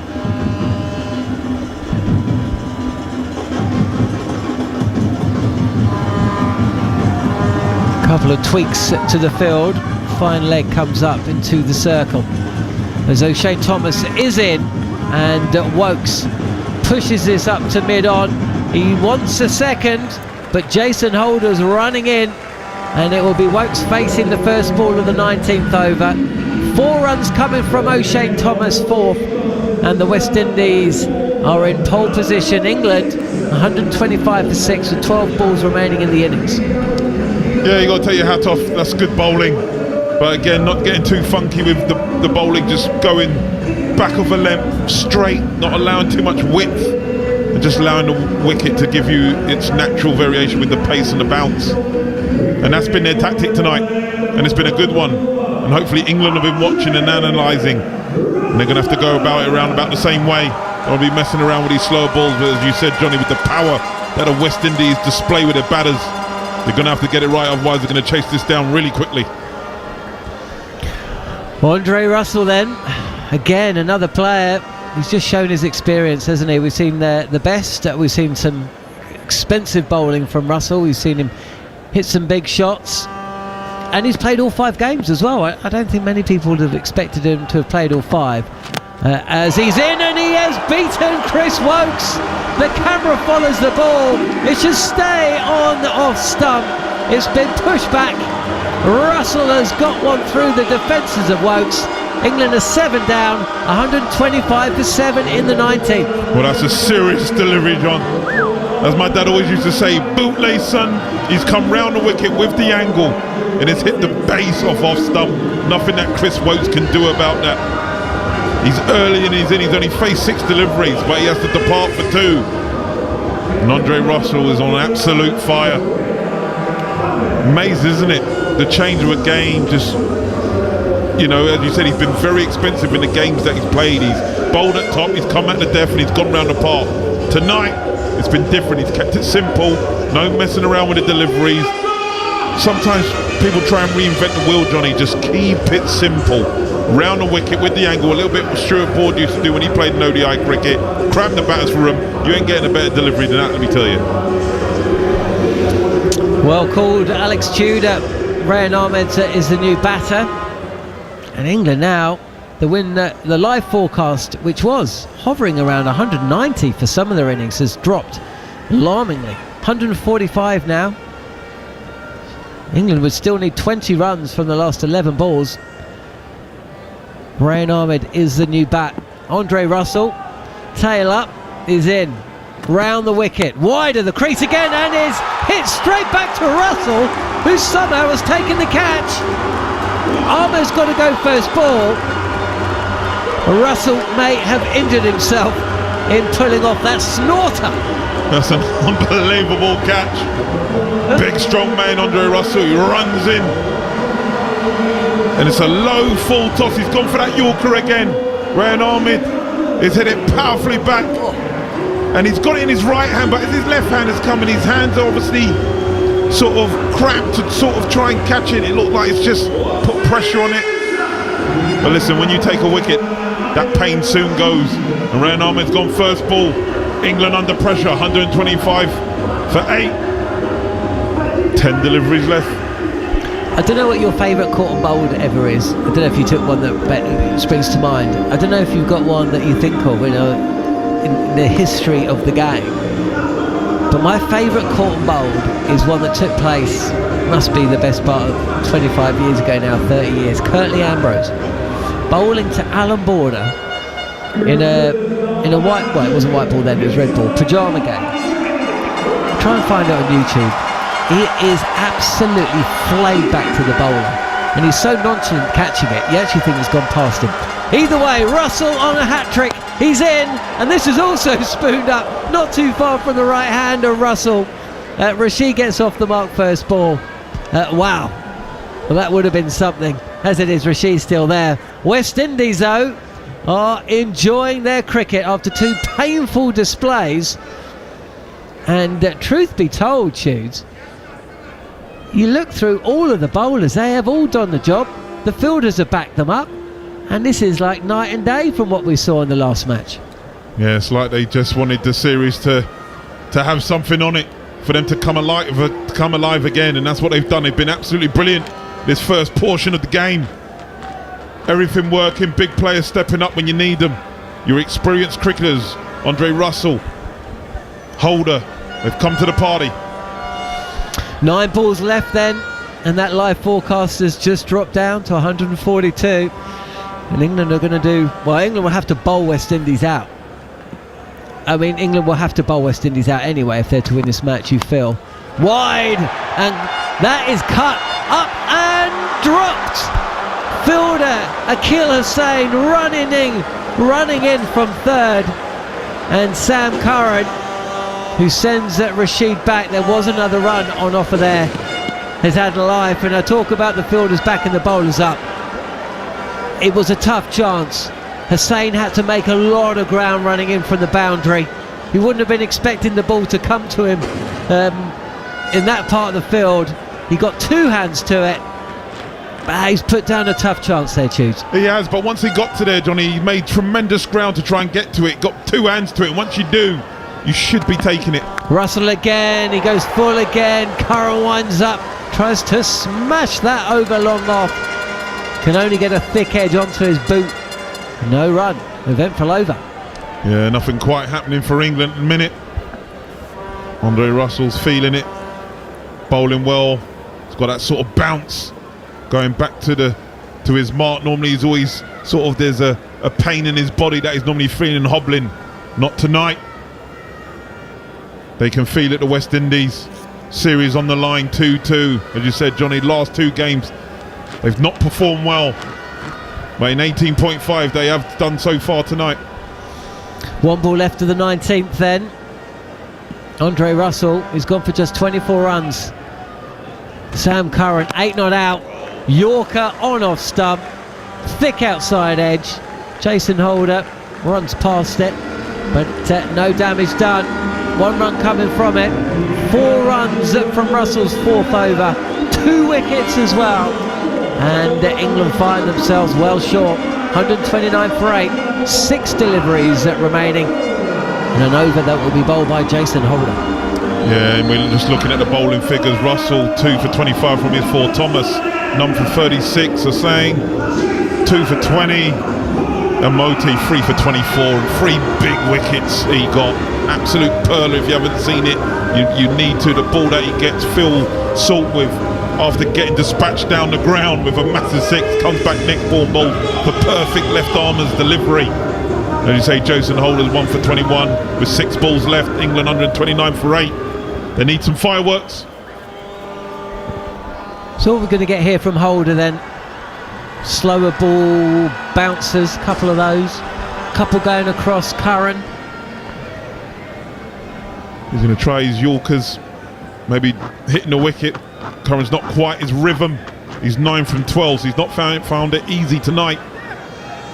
Just don't get too funky with the bowling. Keep it simple. Here is Holder. Start of the final over. Curran is ready. It is a short delivery. It's pulled, and Curran would have had his heart in his mouth for a second, but he will come back for 2 runs.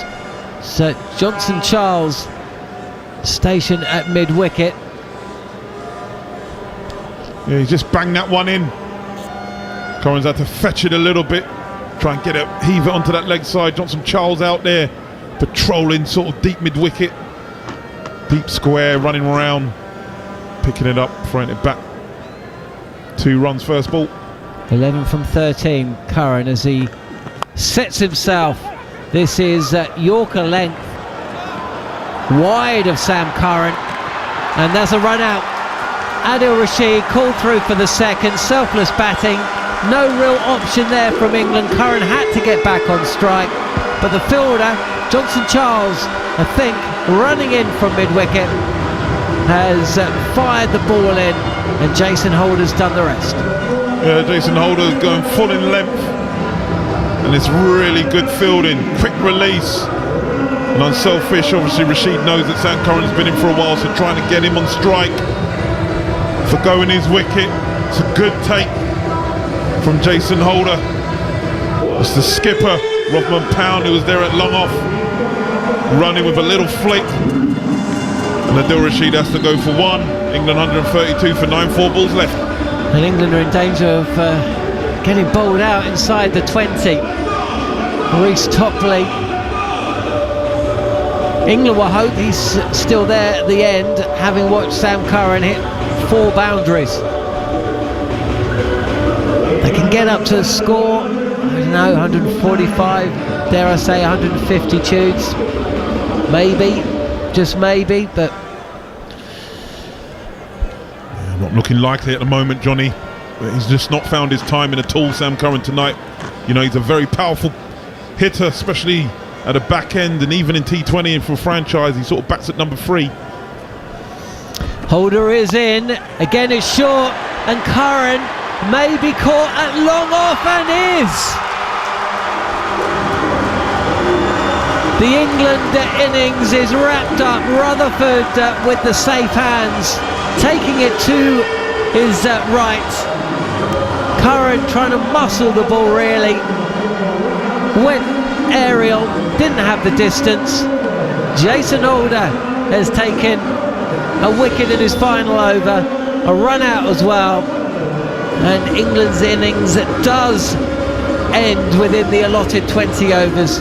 They've been bowled out for 132. West Indies need 133 to take the game and the series. Yeah, they've been clinical in the field and with their bowling. What they've done tonight, Jason Holder just banging that one in, bowling that cutter going across Sam Curran. It's the bottom portion of his bat.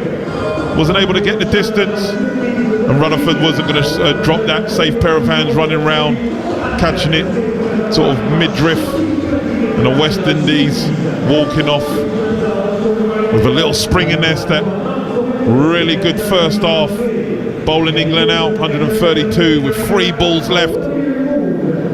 And you look down that scorecard with Salt, Butler, Livingston, Moe and Curran getting starts, but no one really going on. With the carnage in the last game, a total reverse, 132 all out. And that West Indies changing room is going to be full of confidence. Yep, absolutely. West Indies, the skipper Rovman Powell, who I think has impressed all of us in his time as captain of this great side, spoke really well to both Samuel Badri and also Sam Ellard prior to the game. Said that his team had gone away, they talked about things, they come back today with some new ideas, and they executed them. They've changed the bowling order. For the first time in 5, there was no Akil Hussain in the first 2 overs. He bowled over number 3 and 5, picking up a wicket as well. Andre Russell surprised all of us by bowling the first over. It went for just 5. O'Shane Thomas brought in, replacing Matthew Ford. And he didn't pick up a wicket, but he bowled tidily. And his 4th over, excellent. And in and amongst that, the spin really did the damage in the middle orders. We asked a question about how Moti would come back after yielding 55 runs from 4 overs. Well, he came back well. He picked up 3 wickets, and there was 2 for Akil Hussain as well. Jason Holder with 2, including 1 in the final over, as well as a run out, and Andre Russell taking 2 in 2 in the 19th over. It's been an all-round excellent effort from West Indies.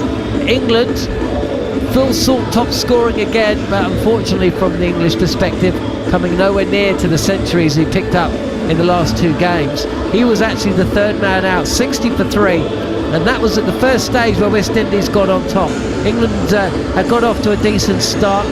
Butler the first to go, caught for 11 from Jason Holder's first over. Will Jacks deceived by an absolute beauty, playing back and bowled for 7. Salt then went for 38, 1 ball after smashing Moti for a 6. Brooke caught behind for 7. A little partnership of 40 between Ali and Livingston, but just when England felt that they were in a position to push on, Ali was dismissed. Good relay catch for 23. Livingston dismissed for 28, and that was it really. Wokes 2, Ahmed first bowler, Rashid run out for 1, and Sam Curran in the final over. So all to do really. England's bowlers are going to have to perform as well as West Indies and some if they are to bowl the West Indies out, because you feel that's what is going to be needed. England 132 all out inside 20, so West Indies need 133. To find out if they do it, we'll keep it tuned to TalkSport 2 or via the TalkSport Cricket YouTube channel. England bowled out for 132 in the decider here on TalkSport 2. TalkSport 2. Short ball and he's edged, he's out! The 5th and final T20 match, live on TalkSport 2, the new home of cricket. TalkSport 2 is your dynamic destination for all the latest sporting action, featuring live commentary of all the biggest events, including football, PGA golf, horse racing, Premiership rugby, cricket, boxing and all the the big-hitting drama of the NFL. Plus, TalkSport 2's official betting partner, William Hill, is always on hand with the insight and in-depth analysis you need. TalkSport 2 with official betting partner, William Hill. Get epic value all season with William Hill. 18 plus, begambleaware.org. At Adrian Flux, we offer value-for-money specialist insurance for all kinds of vans and commercial vehicles. From couriers and caterers to plumbers, chippies, and even Mr. Whippies. Last year, our customers saved an average of 21% with a cost-effective, expertly tailored policy from Adrian Flux. Get van insurance that works hard for you and your business. Visit adrianflux.co.uk to get a call back today. Adrian Flux, insurance for the individual. Paddington is back in McDonald's Happy Meal. Join him in discovering all the fun of the festive season, like ice skating, pulling crackers, singing songs, and even playing games. But the best thing is, everyone can enjoy the magic with Paddington and Happy Meal. Have a very berry Christmas with Paddington.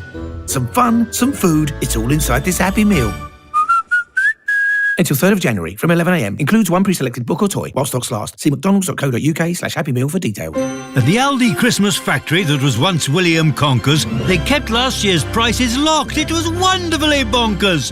White potatoes, carrots, parsnips, Brussels sprouts, cabbage and swede, just 15p each. All in store now. Aldi, officially which cheapest supermarket of the year. Share the love this Christmas. December 23rd, Joshua versus Wallen and Wilder versus Parker. Live on the Zone pay-per-view and TNT Sports box office December 23rd. Visit dayofreckoning.co.uk. It's 10:53pm. You're at a karaoke bar. You're catching your breath. You, slayer of the microphone, just exercised. And thanks to your Samsung Galaxy Watch 6, you know you've been active for exactly 103 minutes. Sure, you didn't go to the gym, but this sweat is still sweat. Samsung Galaxy Watch 6 for extreme liveness. On DAB, online and via the TalkSport app. He's gone! The fifth and final T20 match live on TalkSport 2.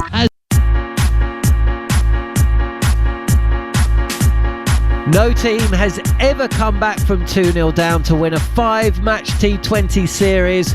Are England about to become the first to do so? Josh Butler is able to swivel on that one. In fact, he may even get 4 runs for it. He does. Butler brings... Well, he's out. Josh Butler brought out the reverse, but it's a poor shot there by Josh Butler. Tries to go straight and down the ground, and he clears Andre Russell. This time Will Jackson's gone straight down the ground. 6 runs. So the big shot has come, and this time he's gone.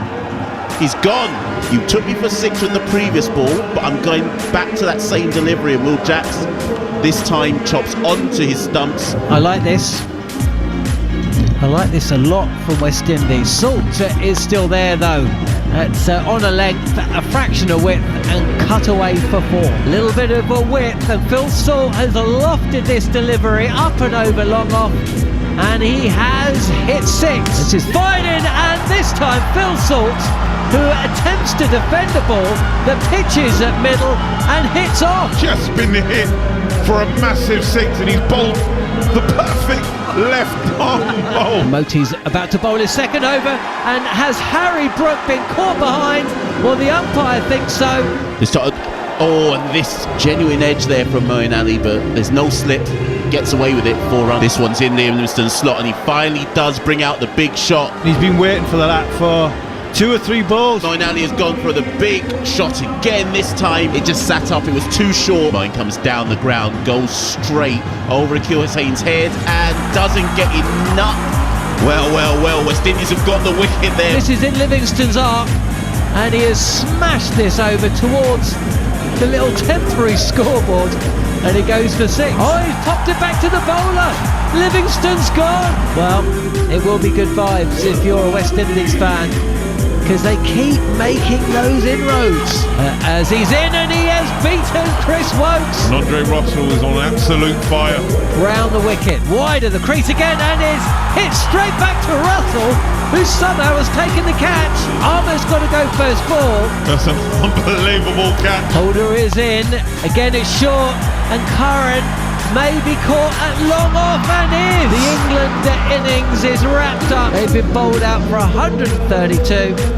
West Indies need 133 to take the game and the series. Welcome back to Talk Sport 2, live and exclusive. England were bowled out for 132 in their first, their first innings. So by the 132, they've set the West Indies 133 to win this match. A fantastic all-round bowling performance from the West Indies bowling attack, a complete contrast to what happened in the fourth T20. I'm here with former England fast bowlers Alex Tudor and Steve Harmison. England have got a lot of work to do to try and win this match. Steve Harmison, I'll come to you first. If they're going to win this, how do they win it? New ball wickets, power play wickets. Reece Topley will bowl the first over, and I think they've got to go with Chris Woakes. They've got to try and give it the best chance to get the ball to swing, get the ball pitched up. It will give scoring options for the West Indies, but I think with only 133 as a target, I think England have to risking a bit to lose the game to try and catch the outside edge and try and put West Indies under pressure. Reece Topley's going to take the new ball for England, which is probably the right move here. He was going to face up to the right-handed Brandon King. King got a duck, I think it was a golden duck in the previous game. He'll go across King, and it's the immediate LBW shout. It's going to go down the leg side, but it's right on the money there from Reece Topley in terms of pitching it up. Tudes, is that the length Reece Topley needs aim for, if not the line? Yeah, that's right. He's going to have to get it up there to get the ball to swing. That's what he does tremendously well. Seen bolt upright with that little bit of fade to the leg side, just going down. But yeah, if he gets that a little bit straighter, Brandon King's going to have to be mindful. Brandon King also left out of the West Indies test side to go to Australia, but he is a good T20 player, and he immediately guides that second ball to the leg side. They'll try and come back for two. Johnson Charles tells him to stay put. Worth reminding fans who did not hear the teams at the toss, Johnson Charles is in for Carl Mayers, and O'Shane Thomas replaced Matthew Ford. Earlier on, if you missed the summation of the England innings, Phil Salt top scored once again, but England just lost their way. They lost wickets at regular intervals. West Indies producing probably their best bowling of the whole series. Topley again, this time to Charles, drifts onto the pads, and Charles is just able to tuck that. No, he's going to call it leg byes. In fact, there's no bat on that, and Reece Topley just not finding the right line with that delivery. 4 runs given away. Yeah, he's getting it to swing, which is encouraging from Reece Topley. Just arms off the thigh pad and gone down past Adil Rashid to find leg. Seam position is brilliant. Just needs to get it a little bit more towards off stump. Trying to get, he'd be encouraged because both batters are trying to hit the ball square of the wicket. Both batters have fallen over. Johnson Charles definitely won't hang around, and you can see why with that shot just lofts that into the covers. And actually there might be a better throw may well have tested Johnson Charles there. He wasn't running quickly. Bit of sloppy cricket there by Johnson Charles, but gets away with it. He's running in quicksand there. But yeah, he's not going to mess around. He keeps it simple. If it's up, it's off. If it's short, he's going to go after it as well. He's running between the wickets. Is not something that he does very much, because he just looks to hit boundaries. He'll definitely, if he does get off, it will be a very, very quick start. Reece Topley, this time it's a dot ball there. Much better line there by Reece Topley. I think for someone like Johnson Charles, who you know is going to go after the ball, you just want to pitch it up every time. Yeah, well, you've got to risk a bit, and that is the big risk. I was about to say, is Johnson Charles the perfect player from West Indies point of view when you're chasing 133? If he gets 15 balls, because he can put a massive hole in that 133 if he can manage to get himself to face 15 balls. Find the ball of the first over. This time Johnson Charles goes leg side, skews off the inner portion of his bat. There'll be no run. Fielded at short cover, and short mid wicket, sorry, and there will be no run. And West Indies are 7 without loss after 1 over. Yeah, it's an encouraging start from Reece Topley. As you said, he's always looking with that new ball to get that shape back into the right-hander. He did. Just the line was just a little off. Might be encouraging, and it makes the batter think. As you say, when you only got 132 to defend, You need those wickets early, and as you say, England need to be brave with their field placings, with the way they bowl.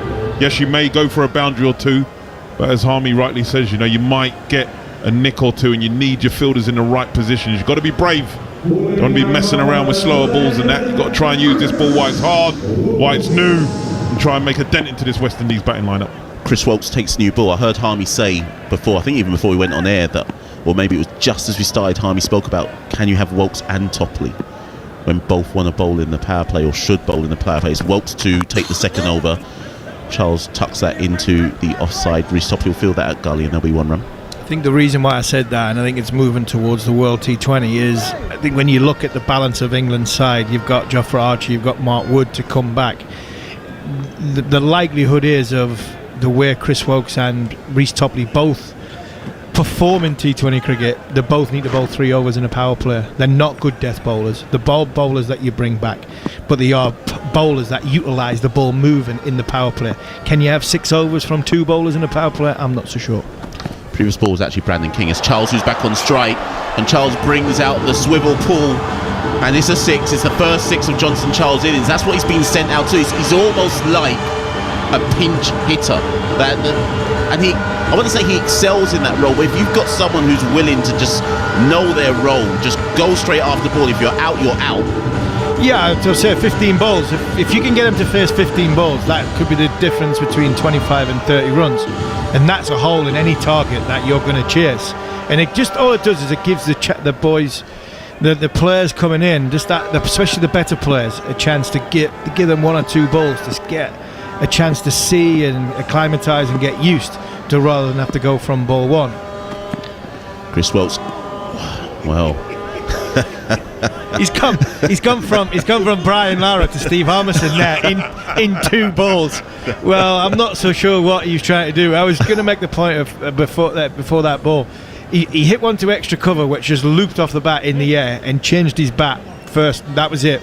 After the first ball, second ball of the game.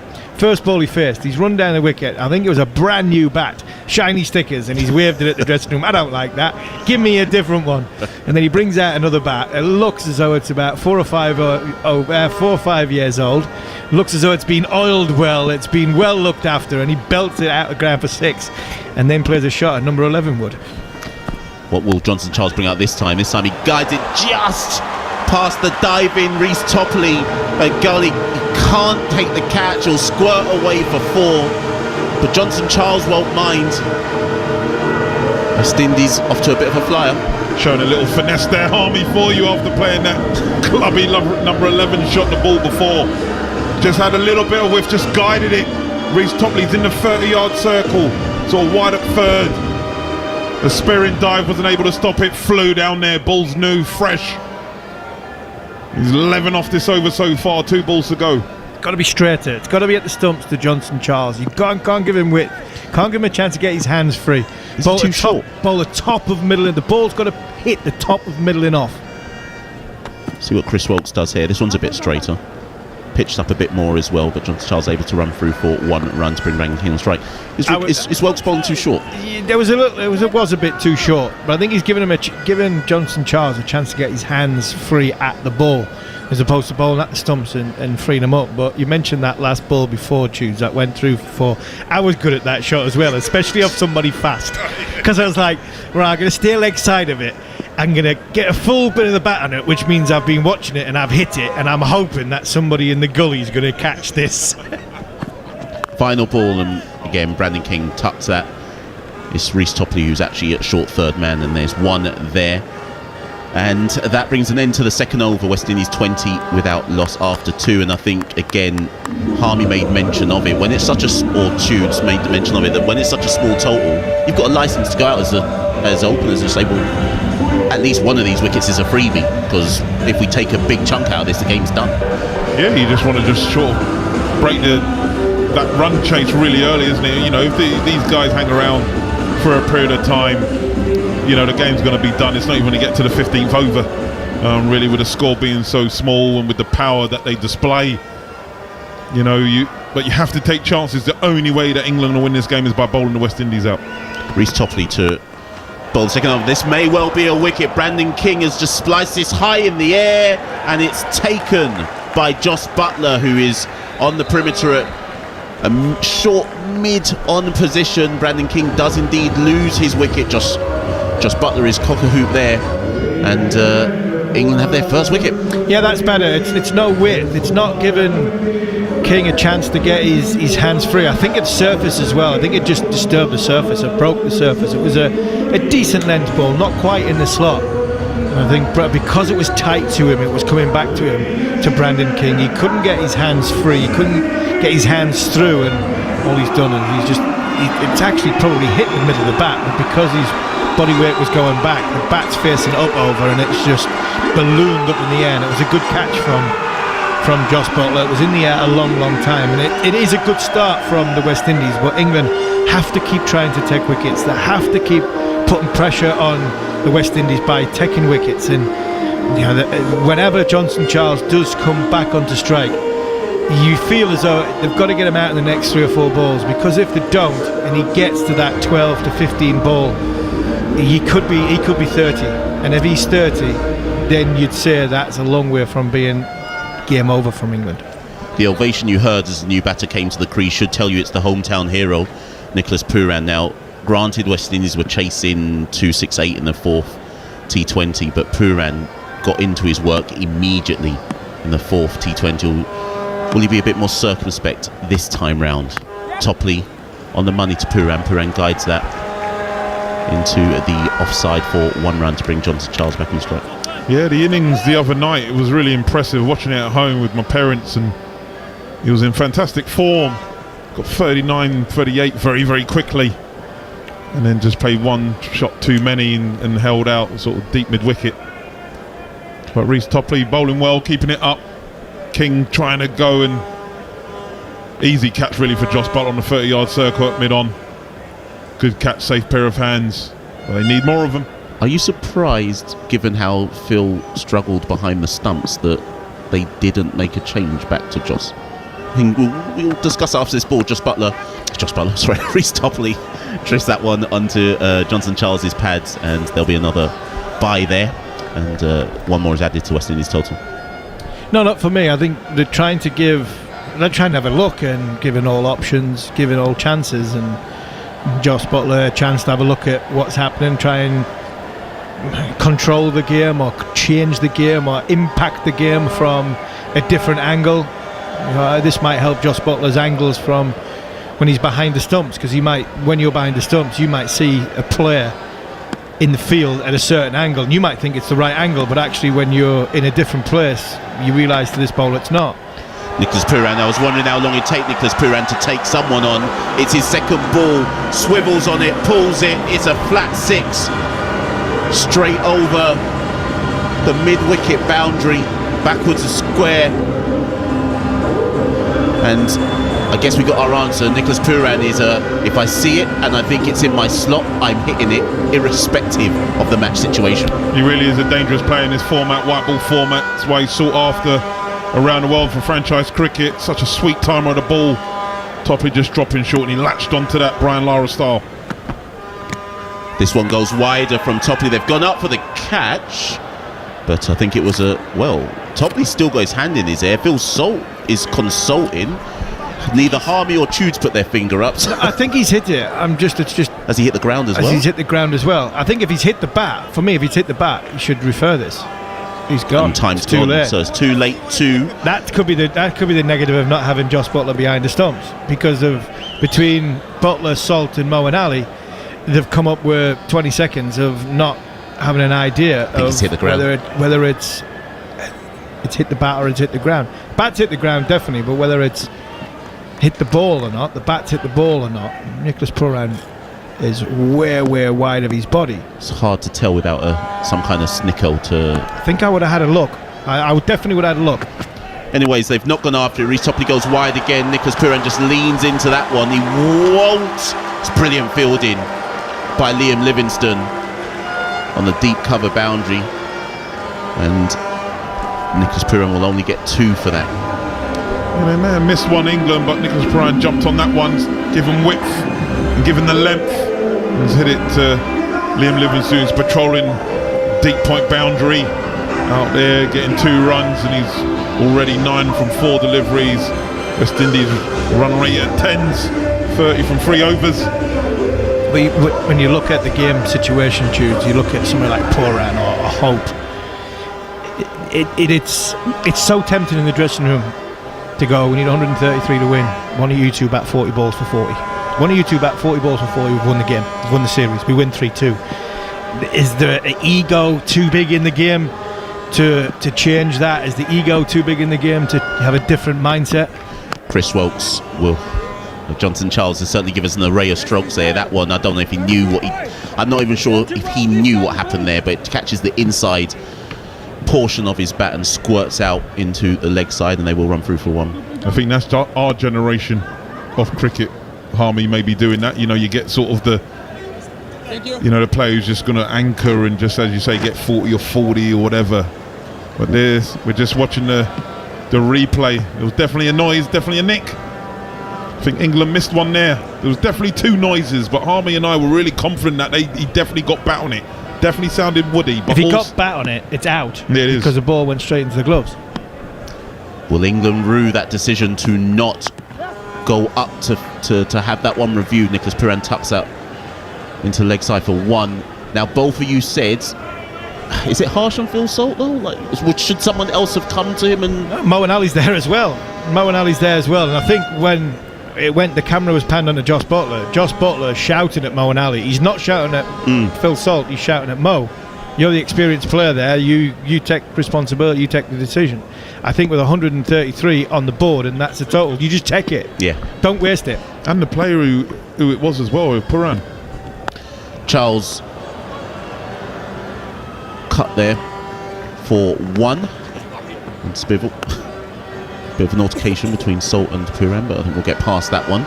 And 1 more to the total. West Indies 33 for 1. He's such a dangerous player and in good touch as well. Just take the risk. As you said, it was definitely 2 noises, and as Harmy rightly says, because it's hit the bat and it's gone straight through to Phil Salt, it's a catch and it's out. But it's that indecision, and that's when you have someone with inexperience, really. It's weird though, because again the score's so low, so you've nothing to lose in that scenario. Chris Wilkes, and there's the wicket. Nicholas Pooran has chopped on. He's chopped on, and West England are right in this game now. Whether they chose not to take that review, it hasn't cost them, because Wilkes has got the wicket of Nicholas Pooran, climbed into Pooran a bit. Pooran was neither forwards nor back, chops onto his stumps. And West Indies are 33 for 2. Yeah, it makes no difference now. Really doesn't make no difference now. The dangerous Pooran goes, and it didn't. He's making signals as he's walking off. He's trudging off. His head's down, and he's signalling with his bat whether to play straight off the back foot or play the horizontal cut or pull shot. And he played neither. It was a 45-degree angle bat, which when you get on a slow wicket, you tend to have a lot of chop-ons. Ball bounced a little bit for him, and I think that's why he was still trying to play with the straight backs. I think he was expecting that to come around about waist high, but it bounced out a little bit more, which meant he's on his tiptoes. Not the biggest man as Nicholas Pooran, and he's managed to get an under edge onto the stumps, and a massive wicket for England. Huge wicket. That was a huge wicket. This now, for me, is the partnership to break. If you can get Johnson Charles out inside the power play, or more importantly, the 50-over captain who's walked in, Shai Hope, out inside the power play, then you'd feel as though England have a chance. I think Shai Hope is the key, because Shai Hope technically at this stage should just now play a normal, not a 50-over innings, but just guide the chase. Whether Johnson Charles can just rein himself in a bit on those, another question altogether. Chris Wilkes to the new batter, Shai Hope, who loud shout of no as it's fielded at mid-on. Especially when the ball's still new. We were just watching the replay of Brian trying to run it down with that. The way that they do it now is with the back face facing the ground. And it had a slight little angle which allowed that to ricochet onto the leg stump. And Chris Wilkes is happy with that, and so is England. Should you've got forward or back to her? Anyways, before we have the answer to that, Wilkes to Hope, and Hope gets off strike. stabs that into the offside for 1. They'll bring an end to the over. West Indies are 34 for 2 after 4. I think it's definitely a back foot shot, but it's just the angle of the bat. He just should have played it with a straight bat. As I said, it's that sort of Kane Williamson, Joe Root, when they play it down to third, it's with the back facing the floor instead of sort of that angle of it facing the slips. The angle of the bat is facing the ground, and if you slightly get it wrong, it can do that and ricochet. So he was right to play off the back foot. It was tight to him. He just got the angle of the bat wrong for me. So England, they only have 1-3-3 to defend, or West Indies need 1-3-3 to win rather. But it's a good start for England. 3 wickets in the power play, and they will feel that with certainly 4 overs from Adil Rashid, before we even talk about Rehan Ahmed, that they have a chance. Topley to Hope. Hope goes for the kind of his classic ODI shot there, where he tries to punch off the back foot, but there's no run there. I think if you're England, choose. Do you want Charles on strike or do you want Hope on strike? Part of me thinks I want Charles on strike because they need 100 to win, which is not a great deal of runs with what's got left. But all of a sudden, if I get Charles on strike, he chips one up in the air, 34 for 3, and the scoreboard looks and the pressure of the game looks a hell of a lot different. Topley to Hope, and there'll be no run there. Topley tucking Hope up a bit. No room to work with that. Hope trying to get to... I very much get the sense that Hope is trying to read the surface, whereas the preceding batters, Charles, King and Puran, have tried to almost get into their work too quickly, and with good reason, given the chase that they've got here in terms of the small total they've got to chase. Hope is actually appearing to assess the situation.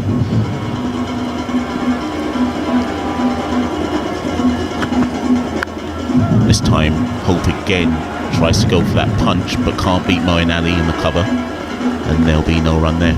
I think as well, Harmy, if you can get another wicket and you still haven't bowled Adil Rashid, and he comes on to bowl when Rothman Powell, who's not picked him, he's not played him too sweet at all. Dre Ross, Holder, you would want both, Rehan Ahmed and Adil Rashid bowling at those guys, because as I said, they're not picking the spin too well. Yeah, that fourth T20, Powell had no idea what was going on. This one is tucked by Hope into the leg side. Is there a fielder back there to cut it off? There is. It's Liam Livingston, and they will come back. I think actually they ran 2, so it's a good run in there from Shea Hope, one of the fittest, if not the fittest player in the West Indies team. And that's what I mean. It's sometimes when you chase a low total and you think this is going to be easy, and then you lose a couple of wickets and you make an absolute holics off it because you end up leaving it for somebody else to do it. Somebody else will do it. And then all of a sudden, by the time you've sort of turned around twice and you've got to the 10th over, you're 5 wickets down, expecting the bowlers to win the game for you. And I think that's where the West Indies are at the minute. This time, Hope again cannot beat the covers. Moeen Ali, I think he's fielded at least 3 of the balls in this over. And Hope is only 3. Well, I say only, he's 3 off 7. I remember, Mash, in the last game, I was sat here and the West Indies were up with the rate tunes, and I was like, don't spoil the game, Joss. Don't spoil the game, Joss. Because the minute you brought Adil Rashid on, he was going to spoil the game. The minute Adil Rashid came on to bowl, game was spoiled because none of the West Indies have been able to pick him throughout this competition. And he was going to bowl the over, which didn't go for double figures, and completely transform the game. Final ball of Reece Topley's over, and again, just errs a little bit there, and Shea Hope is able to, again, just dab that, or tuck that rather, into the mid-wicket region for 1. That brings an end to the 5th over. John Norman is going to take over. West Indies are 37 for 2. The target, remember, is 133. At this stage, England were 39 for 2 before they had regular implosions. And the game is finally poised at this particular stage. John Norman. Thank you very much, Michelle. Yeah, it is. We could have a nip tucker here, guys. 1 over left to the power play. I've just been trying to work out the squad for the T20 World Cup. We'll talk about that after the game, possibly, because the game itself is offering plenty. And really, the series deserved it, I think. 2-0 down to come back to 2-2. Wokes is in, and dragging his length back again. touch of width for Hope. That's a nice looking shot for one all along the ground to Liam Livingston at deep point. 95 needed from 89, 8 wickets in hand. Let's have a quick look at what the old win predictor says. It's got West Indies at 85%. Oh yeah, you definitely still want to be in the West Indies dressing room. You've got Shy 85%. Yeah, I'd say 85. Well, Shy Hope's there. Yeah, definitely. Charles is facing, swing and a miss. No run there. It's going to be a tale of two ends.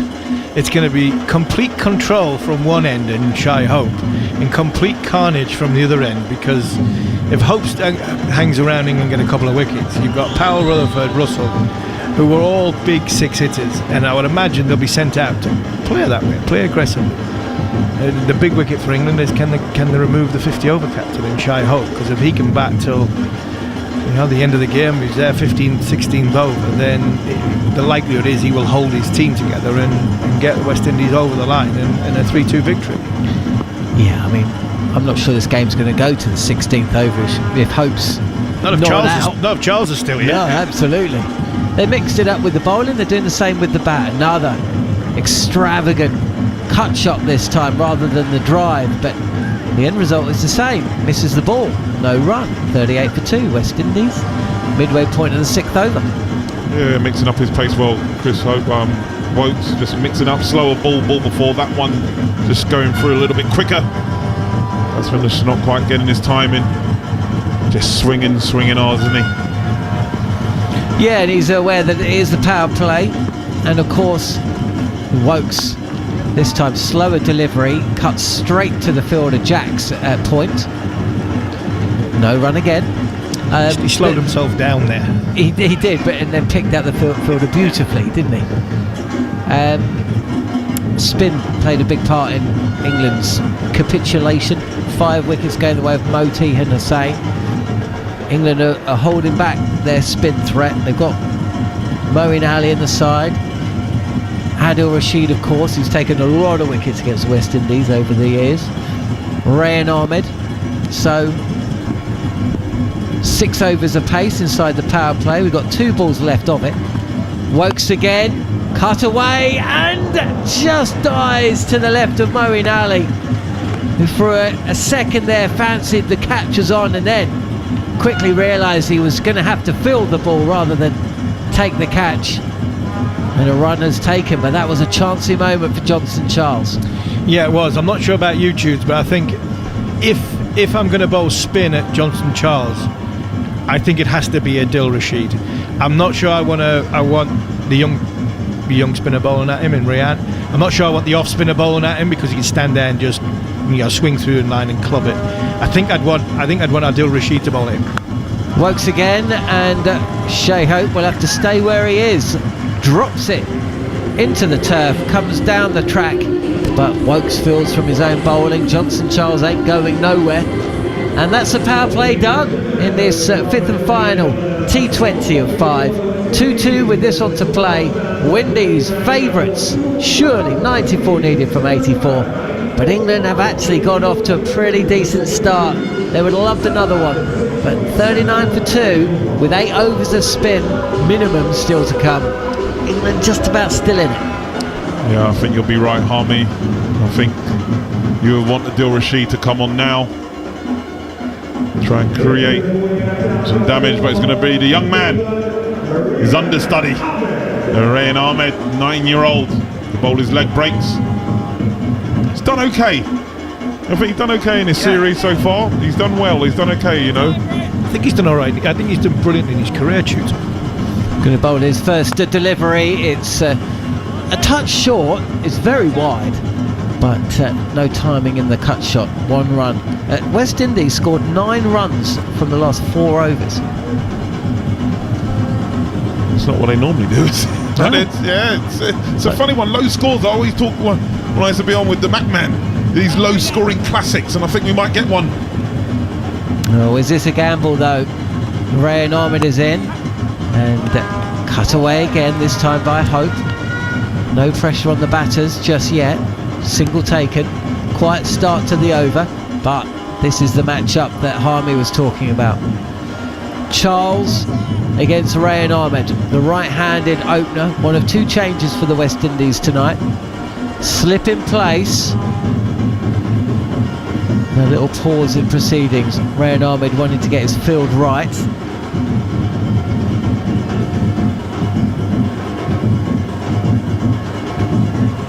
Pressure on the bowler. England have to be nigh on perfect, you feel. Charles, 17 from 16, readies himself. Ahmed's in, and just easy as you like, takes a single to square leg. Constant backdrop of noise within the ground. Certainly the supporters enjoying what they're seeing a lot more than they did 2 nights ago when West Indies were obliterated. Favourites here. Hope facing, that slip still there. Good looking.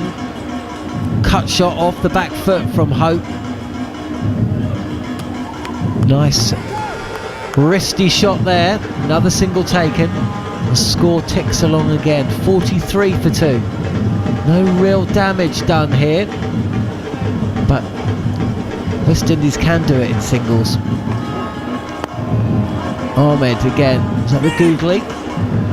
Bowling wide, very wide. A 7th stump line really. Not bowling wicket to wicket. It's not allowing either of these batters to get under the delivery. Try and target the boundaries on either side. But is that going to take wickets?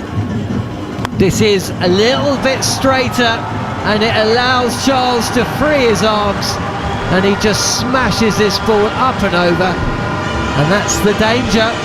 6 runs from the bat, 50 up for Windies, 51 for 2 from 7. And that's the danger when bowling to Charles. As you say, Rayan Ahmed didn't really want to get anything they can get up and under. He just gave him a little bit more length. And Johnson Charles said thank you very much, and he's hit him 79 yards straight down the ground. 6 runs. 8 runs off the last 2 balls. He had been doing well. He's only had gone for 4 for the first 4.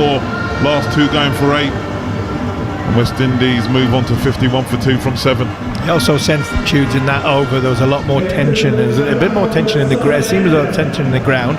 2 batters were just ambling for singles, happy to rotate. England were possibly in a little bit of a holding pattern. There just seemed to be a lot of tension in that last over, out of the power play, so we can breathe and relax.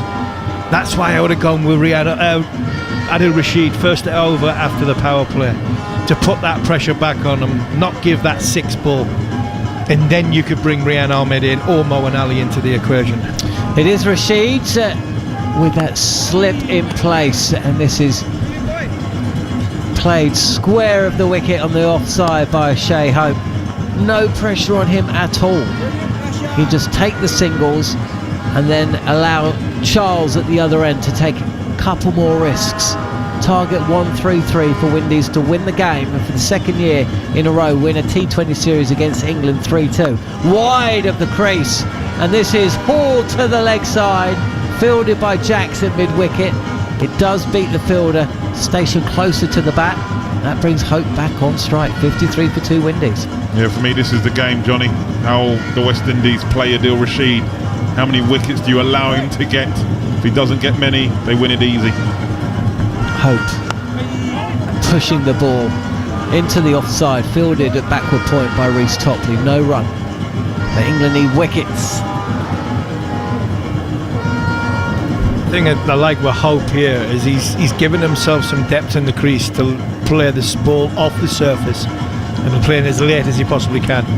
Rashid again. This is tossed up there, almost a full toss actually, but the ball just dips, and it's played comfortably enough out into the wide expanse in the offside. Field spread. Another single. And this is sensible from the West Indies side. You know, you do not want to be giving Adil Rashid easy wickets. Just milk him. Plenty of power to come. Charles wide again. Cut.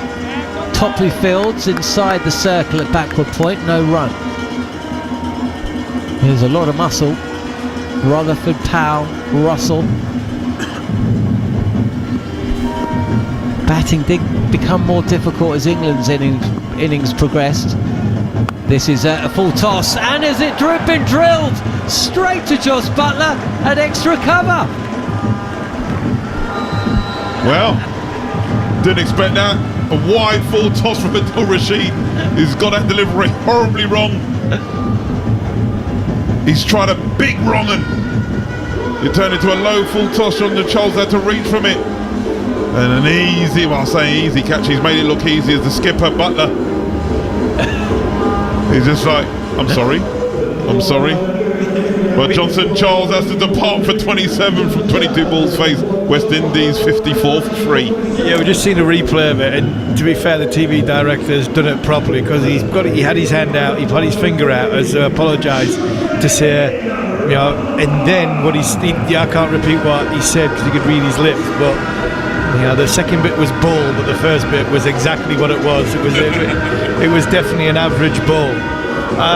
But that's got the wicket, and I think the beauty about that situation is when you go off your natural game plan and you try and go different to what you're comfortable with, the likelihood is in this game you make a mistake, and I think that was evident in Johnson Charles because he's trying to pat Adil Rashid back, he's tried to late cut him, he's tried to drive him as opposed to, if that was Rian Ahmed, he tries to hit that 10 rows back, but because he's in a defensive mindset, just guide it straight to Jos Buttler. Yeah, dead right, and they're trying to see Rashid off. As I said, they're not trying to give him any wickets, and he wasn't in his destructive mode trying to hit that one. Like you said, if it was Rian Ahmed, he's going to try and hit that for a boundary. Off spin now, it's Moeen Ali. This is darted into off stump, and Hope takes the single to the leg side. So we've had 2 overs of leg spin thanks to Rian Ahmed and Adil Rashid. Now one of off spin. Wicket coming in that second over. A full toss. Well, it didn't spin, did it? It was a full toss, and it was sliced to Jos Buttler, who's picked up his second wicket, fielding at mid-off. Extra cover region. Rutherford then, the new batter, and he's playing back, and he's playing straight, and he's punching this delivery from Moeen Ali back to the bowler. No run.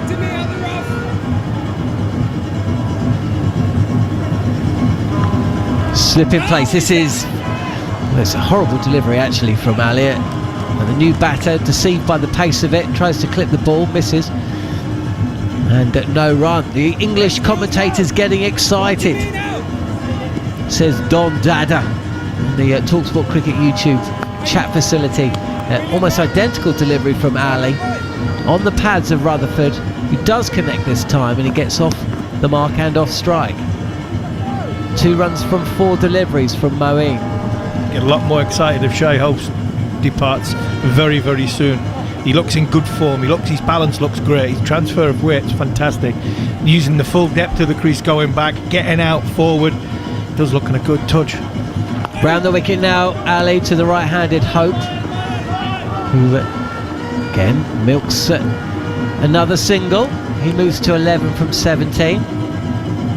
Required run rate still more than gettable, 6.8. West Indies actually well behind where England were at the same stage, 73 for 4, they're 57 for 3, but they know the target as Rutherford takes another one off his big pads, and he moves to 2. So 4 runs from the over, a decent one from Moeen Ali, and the West Indies have scored 28 runs from 6 overs, losing 2 wickets on the way, but still heavy favourites. Let's have a look at the win probability, shall we? Has it dipped at all? No. No, like I said before, while Shai Hope's there, they've got somebody to bat around, they've still got a lot of power to come. Rashid is the man. England have got to bowl the West Indies out. If the West Indies get to the 66th ball that's left in this game, I don't see 75 being too much of a problem. England have to get to 10 wickets to win this series. And Adil Rashid is going to have to take a few of those, you feel. Wrapped on the pads is Rutherford, trying to work a ball to the leg side. Now, it's where it's pitched for me. If it pitched in line and Butler has come over to speak to Adil, Adil wants it. Salt's not quite so sure, but Butler goes upstairs for a leg before decision against Shafane Rutherford. Big moment in this match right now. TV umpire to director. We have a player's review for LBW. The original decision on the field is not out. I've checked the bowler's feet. It's a fair delivery. Can we move on to front on, please?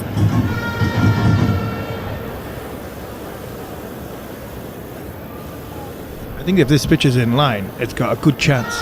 Doing too much, maybe. Ball pass is pretty close to the inside edge. Doesn't appear to be any bat, but I like to use outer edge to confirm. Yeah, it might be just missing leg stump. It might have pitched on leg stump, and it's a flat line as the ball goes past the bat. Satisfied there is no contact between bat and ball. Can we move on to ball tracking when ready? On-field call, not out. Here we go. It's pitched in line. It's pitching in line, impacts in line, and wickets missing. I'm going to go back to Leslie on field. Leslie, I'm going to ask you to stay with your not out decision. John, hold on. So, decision upheld. Ball shown to be missing leg stump. Dot ball. And England lose a review as well.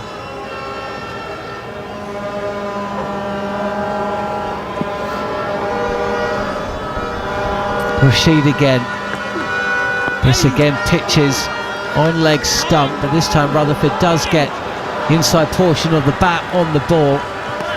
Runs the first one quickly to fine leg, and it means he can saunter back for the second. 60 for 3 then, the West Indies. England was 60 for 3 at one stage. Yeah, that was good running from Rutherford. He's looking just to knock it round the corner. He went to amble the first, then seen it was Rhys Topley, knowing that the big fellow was just a little bit laboured, and he managed to get back for 2. This is a loopy delivery from Rashid, and Rutherford is forward, meets the ball on the bounce and plays the ball nicely to Liam Livingston, who's on the boundary at wide along on. 61 for 3. Yeah, they just need to keep doing this, the West Indies. As you say, you don't want to be giving Rashid too many wickets and try and get the runs of the bulk of the seamers.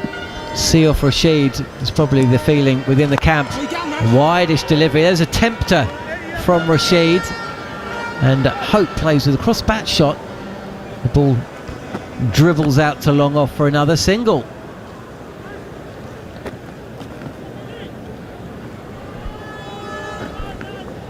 Can't delay. 4-5 in a hurry now. Left-handed Rutherford sets himself as fired one in that time. Rashid a little bit faster, angling in on off stump. Rutherford gets his bat down on it though, pushes it out, and there's no damage done. Who's it going to be? You can hear Phil Salt doing the commentary for us, like Nicholas Pooran was earlier in the day. Last ball of the 10, and fielded from his own bowling by Rashid. So another tidy over. West Indies aren't going anywhere in a hurry. They don't have a bus to catch, that's for sure, but still in control of this match. The target 133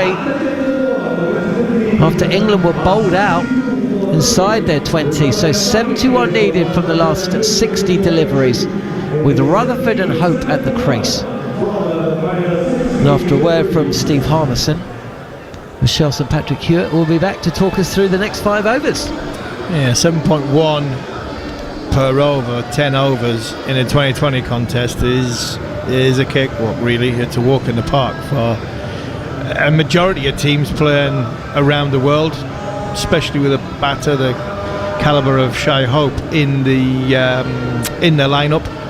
Power of Rutherford and Russell and Holder still to come.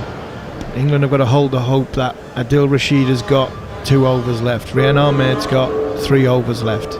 Spin seems to be the one that is slowing the run rate down and creating the pressure, and that for me is how England win this cricket match. Yeah, I think Josh Butler has to think about how he uses Adil and Rehan.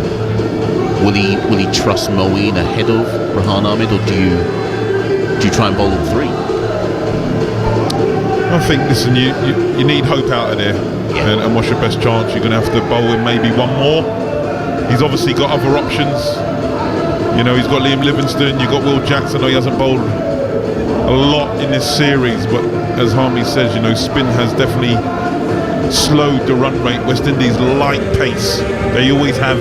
They like pace. So don't give them what they like. Make them have to hit the big shots, which they do like doing. But just don't make it easy for them. So, you know, this is where, like we were talking about, his tactical nous and stuff like that with Butler. You know, does he think, right, okay, listen, maybe as Harmy says, spin is to win it on this particular pitch, at this particular situation. As you said, Tudes, I think the key wicket has to be Hope, because Hope, you know, has the temperament to take this as deep as it needs to go and let everybody else bat around him. I think if England can get him out, I think to get Shea out is more likely that he has to play a full shot. I don't think they'll just prize, or a deal would have to bowl some kind of brilliant delivery, but he looks like he's ready to play the long ball here. You've got to put pressure on the batting. You've got to put pressure on Shea Hope, and at this minute in time, England have had 4 overs of spin. They can finish the game in spin for me if they need to. You've got Sam Curran, who could bowl left arm, bowl cutters with the odd quicker one. And you've got Liam Livingstone, but I think if they are going to win this game and win this series, it's going to come down to the 2 most experienced spinners. So it's Moeen Ali who restarts the game after the drinks break, and Hope tucks that into the leg side for 1 in the mid-wicket region. And I think West Indies will continue, well, certainly Shea Hope will continue to believe that he can just rotate. You've got Shafane Rutherford followed by Rodman Powell, who are both big hitters. Shafane has not played a shot in anger yet, though. Potentially showing a bit more responsibility than people probably give him credit for, but it's only 9 balls he's faced. Moeen into Shafane. Shafane goes back. Will not beat the fielder at point. Yeah, Shafane Rutherford, he batted well in the last game. Then he got a little bit funky with the reverse. And he just missed a straight one, and he got LBW. But he was batting sweet up until that point. Good enough for them to send Shimron Hetmeyer home. Shafane backs away to the leg and works it. Leg side, probably wanted to go a bit, don't know if he wanted to go a bit squarer than that, but you'll get 1 for that shot. Yeah, it's 1 and it's pressure. 21 balls now since the last boundary, and England will be reminding, that's the thing that Phil Salt, England reminding that the boundary count is not there from the West Indies. Shea held back on strike. Moeen to Shea, and again, it's like we've seen this kind of over/delivery for quite some time now, and again Shea tucks that just backwards of square for 1.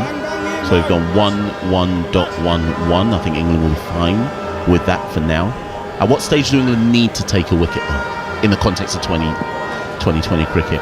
Because if West Indies get into back end with 7 in hand, Moeen, and again Shafane backs away to the leg stump. This one he might be able. No, Liam Livingstone, Chris Woke, is on the mid-wicket boundary, runs round the mid-wicket boundary and cuts it off for cover boundary and cuts it off for 2. And Shafane Rutherford's back in the way to the leg stump, but I don't know what shot he's trying to go for here. Is he trying to go over the? Yeah, he's trying to go over. Covers? I think he's using the spin. I think he's trying to get Moeen Ali on the bounce and hitting it on the top of the bounce. Again, backs away his leg. This time he does go over the covers. Will he? He will plug in the outfield, and again Chris Wokes.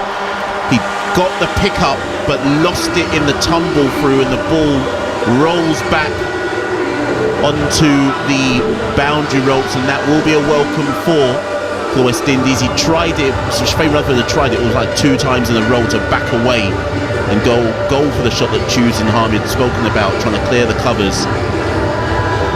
Should Wokes have probably prevented that, or? Yeah, it's unlucky. It's a great effort, but as he stopped it, the ball just rolled on to the Toblerone, and it's gone for 4. But I've seen this with Shafane, especially the last game, and when you watch him back, he does like to go expansive over that sort of extra cover region, try and get it up and over. There's normally not fielders out there, so it's a good shot if you execute it right. That takes the West Indies total to 71 for 3 after 11 overs. 62 needed from 54. Adil Rashid will bowl his third in a row, and Hope plays that one between point and cover for 1 to bring Shafane Rutherford back onto strike. Adil will be happier, I think, bowling to Shafane Rutherford, in the sense that Shafane Rutherford is more likely to play an incorrect shot to Adil Rashid. England do need a wicket probably at this stage. 62 from 54 is relatively straightforward, wickets in hand. Well, I said that Shafane Rutherford would be likely to try and play a shot there. Well, everyone went up. They're not going to review. I'm not sure what they went up for, if it was just trying to trick the umpire. They've gone up for the nick, but Phil Salt wasn't as convinced as Mo and Ali. There was a noise, but I wonder if he's hit the ground as he's gone through. No, he's missed everything. Maybe they've just gone up for the fact it was just a big shot. And they this next one, Shafane Rutherford works off his legs. Hope wants 2. They will come back for 2. Fielded deep mid wicket. Just quietly watching these two run, Shai Hope he's already gestured a few times about Rutherford, what ball watching. Yeah. So we watch out. There's a run out coming here. I reckon there's a run out between the two here coming, and this is what England have got to be watchful for. Rutherford loses his form, but has he got enough power on it? He has. I think he was trying to go. Well, I think he was trying to go leg side. He's gone straight down the ground. We saw this a lot in some of the previous games as well, where because of the power Shafane Rutherford possesses, he certainly wasn't trying to go straight. No way was he trying to go straight. It's 6 all the same. Yeah, he was trying to sort of go sort of wide of long off, sort of maybe deep mid wicket, but the ball was quite full on him, so he's ended up in it dead gun barrel straight. But what he does get his hips right into it.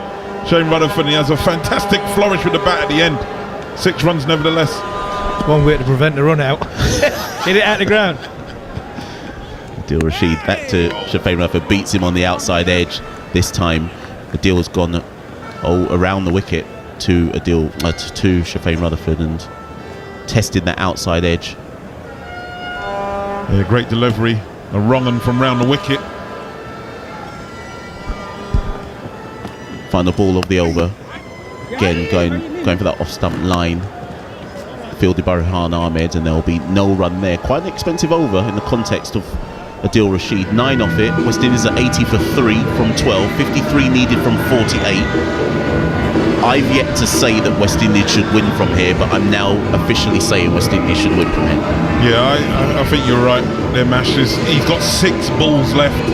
England's most dangerous bowler, Adil Rashid. He's been top quality for the last, 5 or so years, Army, isn't he? He's been quality. He's got 6 balls left, and then even at the end of that over, he looked a little bit frustrated, like he knows that he needed another wicket or 2 to give his team a chance. Yeah, that 1 wicket in that over would have made a massive difference, and then Josh Butler could take him out of the attack and think, right, if we get another wicket, 5 down, I can then bring him on for them 6 balls.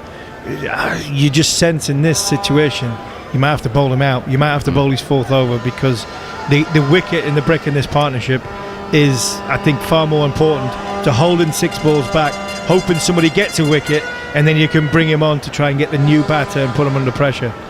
Rehan Ahmed is in for his 2nd over. Kind of think that this is going to be key here, Rehan. I suspect they've taken one, Shai Hope just playing that through the covers for 1. I think Shafane Rutherford's ego may well get in the way here, and he'll try and take Rehan on. Rehan went for 12 in his 1st over.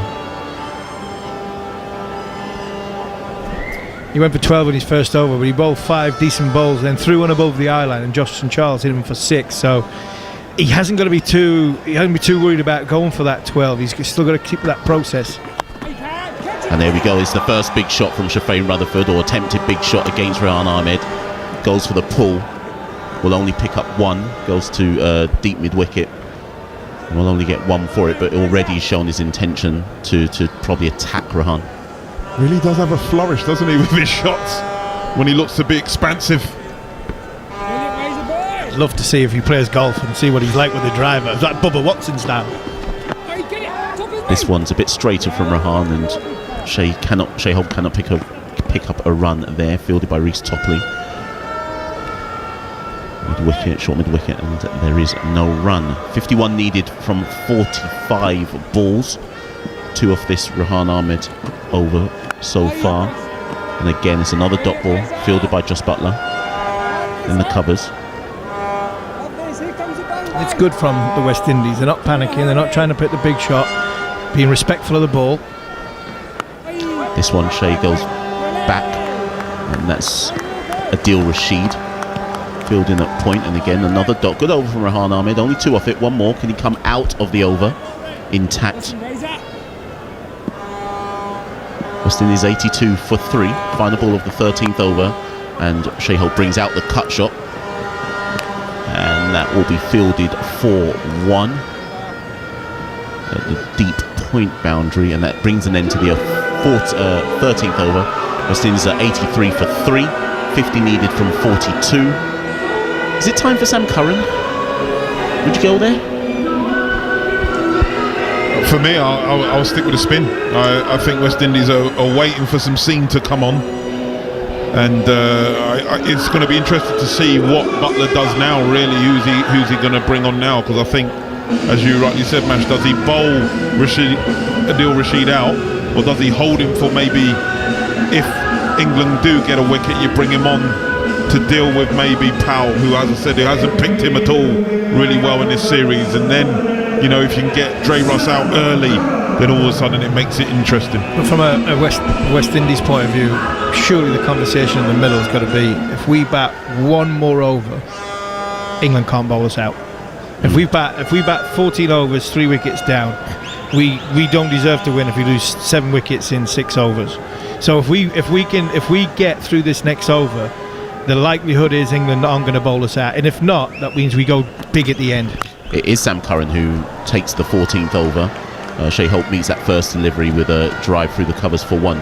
I'll explain why I said so. Sorry. Yeah, I was just going to say, so even if they just get 4 runs off this over, you get 4 runs off this over, the equation goes down to 45 off 36. 36 balls. If you need 20 off the last 2, with the likes of Powell, Rutherford, Russell in the tank, you're winning. So you make sure you don't give England a sniff by losing a wicket in this over, and then you're basically saying England are going to have to take 7 wickets in 6 overs to win this match. We don't deserve to get over the line if that's the case, especially with the power we've got. So you take the 1 over to basically you would in theory take England out of the game. Some current inch, Shafane Rutherford, he just works that into the leg side. The call is 2 from Shea Holt. Will Shafane Rutherford respond to it? He does. Good run in there, to be fair. I said earlier on when I was on the last stint that Holt is a very fit cricketer, takes his craft very seriously, giving Shafane Rutherford some work, saying get a move on. He's done that from the start, hasn't he, Mash? He's really, a couple of times when they've crossed, he said, like, run hard, stop jogging, run it hard, you just never know. And that's what I would always tell, the kids, if they're watching and listening, run your runs hard. Fielders do make mistakes. Rutherford has quietly moved on to 23 from 20. Curran into Rutherford. Rutherford pulls out the hook, and that will be a 6. Curran allowed Rutherford to free his arm somewhat. It's gone backwards of square, kind of where a deep, fine leg may have been. And yeah, it's in Rutherford's arc. That's the kind of ball he wants, and that's what he's used to in this format of cricket. It's a poor ball for me. It really is a poor ball. You watch Rutherford, left hand, you've got fine leg inside the circle, and you watch the way Rutherford plays. He shovels everything. He's bottom hand dominant. You basically give him. That's a free hit. That is a free hit. So it's gone for a maximum. This one's straighter down the leg side. Straight. It's gone down the leg side, but doesn't give Rutherford room. Although Rutherford may say, "Well, I missed that one. It was there to be played into the leg side." Either way, it's a dot. Somewhat of a comeback there from Sam Curran. 9 has come off the over thus far. And for me, this is what West Indies wanted. They wanted pace back onto the ball, obviously, for England and for Buttler. He needs to see bowlers in different situations. He's bringing Curran on now because he's going to play a massive part in the World Cup in July. 5th ball of the over. This one he bowls on an off-stump line. Rehan Ahmed fumbles the ball in the gully region, and they'll run through for one off the misfield. The equation becoming very hard for England here, 40 from 37. And you were saying there, Jude, it's a great point. They want pace on the ball. So Sam Curran comes onto ball. A conversation with Curran has to be take pace off it. Just run up and bowl cutters. Just run up and bowl cutters. And if you're going to bowl the quick one, it's got to hit the base of the stumps. That's it. You go. Anything in the length or anything short, pace-wise, they're going to hit you out the ground. Final ball of Curran's over. This one again drifts onto the legs. Hope works it into the leg side. They're going to run two, surely. Rehan Ahmed, no, they don't. I thought they'd run two on that one, but Rehan Ahmed is able to send that back in. And they'll only take one. And the West Indies are 94 for 3 from 14 overs. Yeah, just coming back to that point about Sam Curran, the reason why I thought they'd go to Curran is because of his ability to bowl different variations of deliveries, but he didn't really do what I thought he was going to do. But he's got one of them balls in him. He's got the one in the slot, or he's got the short ball down leg side. He's got one of them balls in him. And I think that people talk about Sam Curran, his age. Sam Curran's an experienced cricketer at this level. Sam Curran is the only Englishman ever to captain an IPL franchise. Sam Curran knows this 2020 game inside out. And unfortunately, you knew one of them 6 balls was going to be in the slot full on pace, or a short ball which wasn't going to get high enough. That's why I'd have stuck with what it is, the spin. So it's Adil Rashid to bowl out. England need a wicket in this over, I would say. And the first ball is played into the cover region by Shai Hope. He'll run through for one. I think Hope has just got the measure of the situation here. He was always the key wicket for me because he'd calm down the chase. He'd take the drama out of the situation. And now West Indies need 38 from 35, and Josh Buttler needs Adil Rashid to bowl probably not even one magic ball, 2 in this over. And he does have Shafane Rutherford on strike, though. Rutherford has only had probably one big shot that was well. He goes, and there he is. He goes for the big drive, the booming drive into the extra cover region. Is Sam Curran who's there. I was just about to say Rutherford has held his big shot energy in, but he finds Sam Curran, and there's the wicket. Yeah, very full delivery from Adil Rashid. A good catch from Sam Curran's in sort of close in and extra cover. And that's what West Indies didn't want, to give Adil Rashid a wicket in his last over. But he couldn't resist, the ball was full, his eyes lit up. And Shafane Rutherford has to depart for 30 from 24. West Indies 95 for 4. Live here on TalkSport 2. Steve Harmison said that England can't take 7 wickets if we get into the final 6. But, Harmy, how does this wicket change the game, or is it too little too late? No, it's not too little too late. I think you look at Adil Rashid probably has to take another one in this over, and then England will have to bowl 2 or 3 overs where they don't get hardly any runs off it to elevate the scoring rate, put the West Indies batters under pressure. And while Shai Hope's there, they win it comfortably with 18 balls to spare. If Shai Hope's still there, if you can get Shai Hope out, then England might have a sniff. But still, 6 wickets, 34 balls, 38 off 34 balls, 6 wickets. I tell you what, you don't deserve to win if you lose it from here. If you don't win with 18 balls to go, because all you have to do really in this situation is get within 20. Once you get within 20, 4 wickets down, the rest come very easy. It's Rashid to Rovman Powell. Jude said it earlier on. Rovman doesn't pick leg spin well, much less Adil Rashid, who's one of the champion bowlers of the leg spin variety, but he only has 3 possible balls left in his spell, but also at Rovman Powell, and Powell is able to get off strike, tucks that to the leg side, and will probably be thinking, yes, I'm not on strike, and Shai Hope will have 2 to see out the over. Yeah, best possible situation for the West Indies. Let Shai Hope face as much bowling from Adil Rashid. There's only 2 balls left, 2 for 18. Ball of the over, and again Shea works that into the mid-wicket region, runs hard, runs 2, and it's a good 2. We've seen this a lot from Shea Hope. Just because Shafane Rutherford has gone doesn't mean that the same intensity in running has gone. Shea Hope demanding Rodman Powell get moving. And West Indies need 35 from 31. So final ball of Adil Rashid's spell. It's gone for 2 for 20.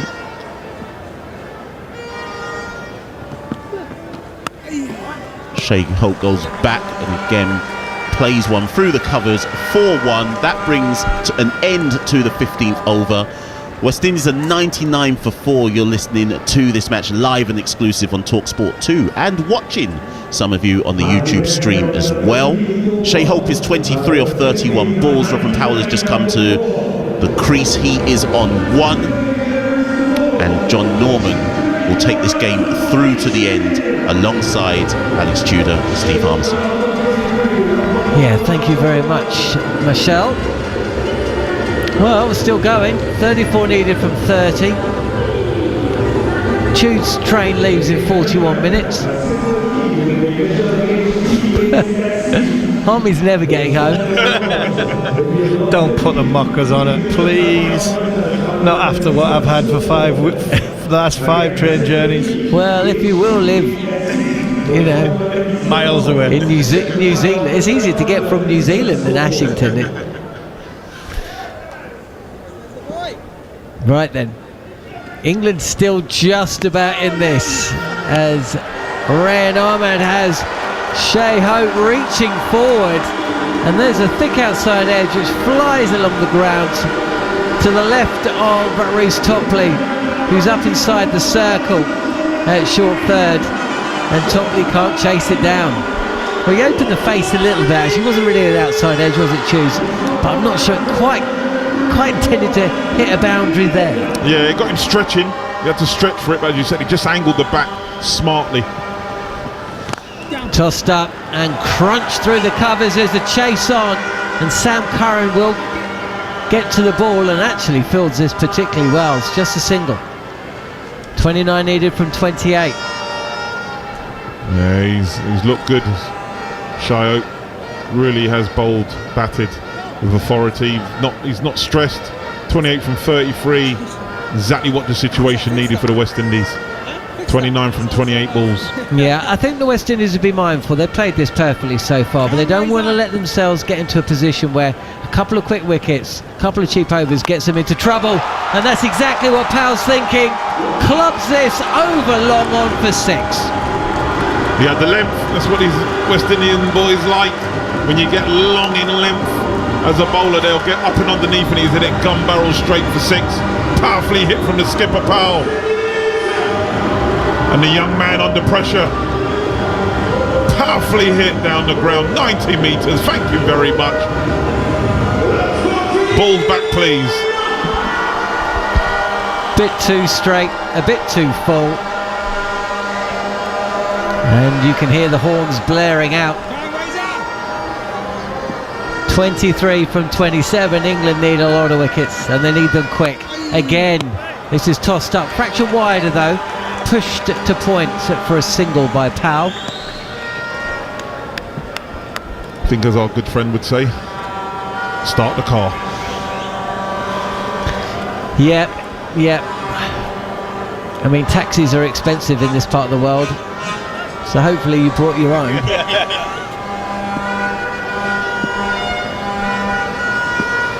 Rashid bowled out. Rayan is in. Forward comes Hope again, stretching. Fielded in the covers by Butler. Yes, boys, keep scrapping now, boys. England really clinging on. The win probability gives this the West Indies way 98 times out of 100. Keep scrapping, lads. 2 in a hurry. Well, Phil Salt still believes. Powell is ready. Oh, he's nearly beaten. Kept a little low as well, but clear of the stumps. Played defensively, And that's a good over for the West Indies. 21 now needed from 24 balls. The captain and arguably their best bat at the crease. It's got to be West Indies for the game. And if it is, that's the series done. Yeah, that's the series done. And I think I would say over the course of the series, if the West Indies do get over the line, I think they've just shaded it and just deserve it. You know, it's easy to say, and that's 3-2, but I think they've played some of the smarter cricket. I think they've played some of the better cricket. And in Shai Hope, they've got a player for me, one of the very best white ball players in world cricket at this moment in time, in very, very good form. Not sort of blistering form where you think he's going to get 100 every week. He's just so consistent. He really is. He's batted beautifully in this white ball series. Captained them very, very well in the first 3 games of the 50-over competition. Gone back into the ranks, and he's held this innings together. And at not one point did I think the West Indies weren't going to win while Shai Hope. But when he was at the crease, the minute he walked out of the crease, authority. I thought I think his balance at the crease has been unbelievable. I think his decision making and shot selections, he's running between the wickets, his energy. I think while he's been there, I don't think England, I'm not saying they were ever in the game, but I think from the West Indies fans' point of view, I think they've always been confident. Topley left arm over the wicket, and this is played back to the bowler by Shai Hope.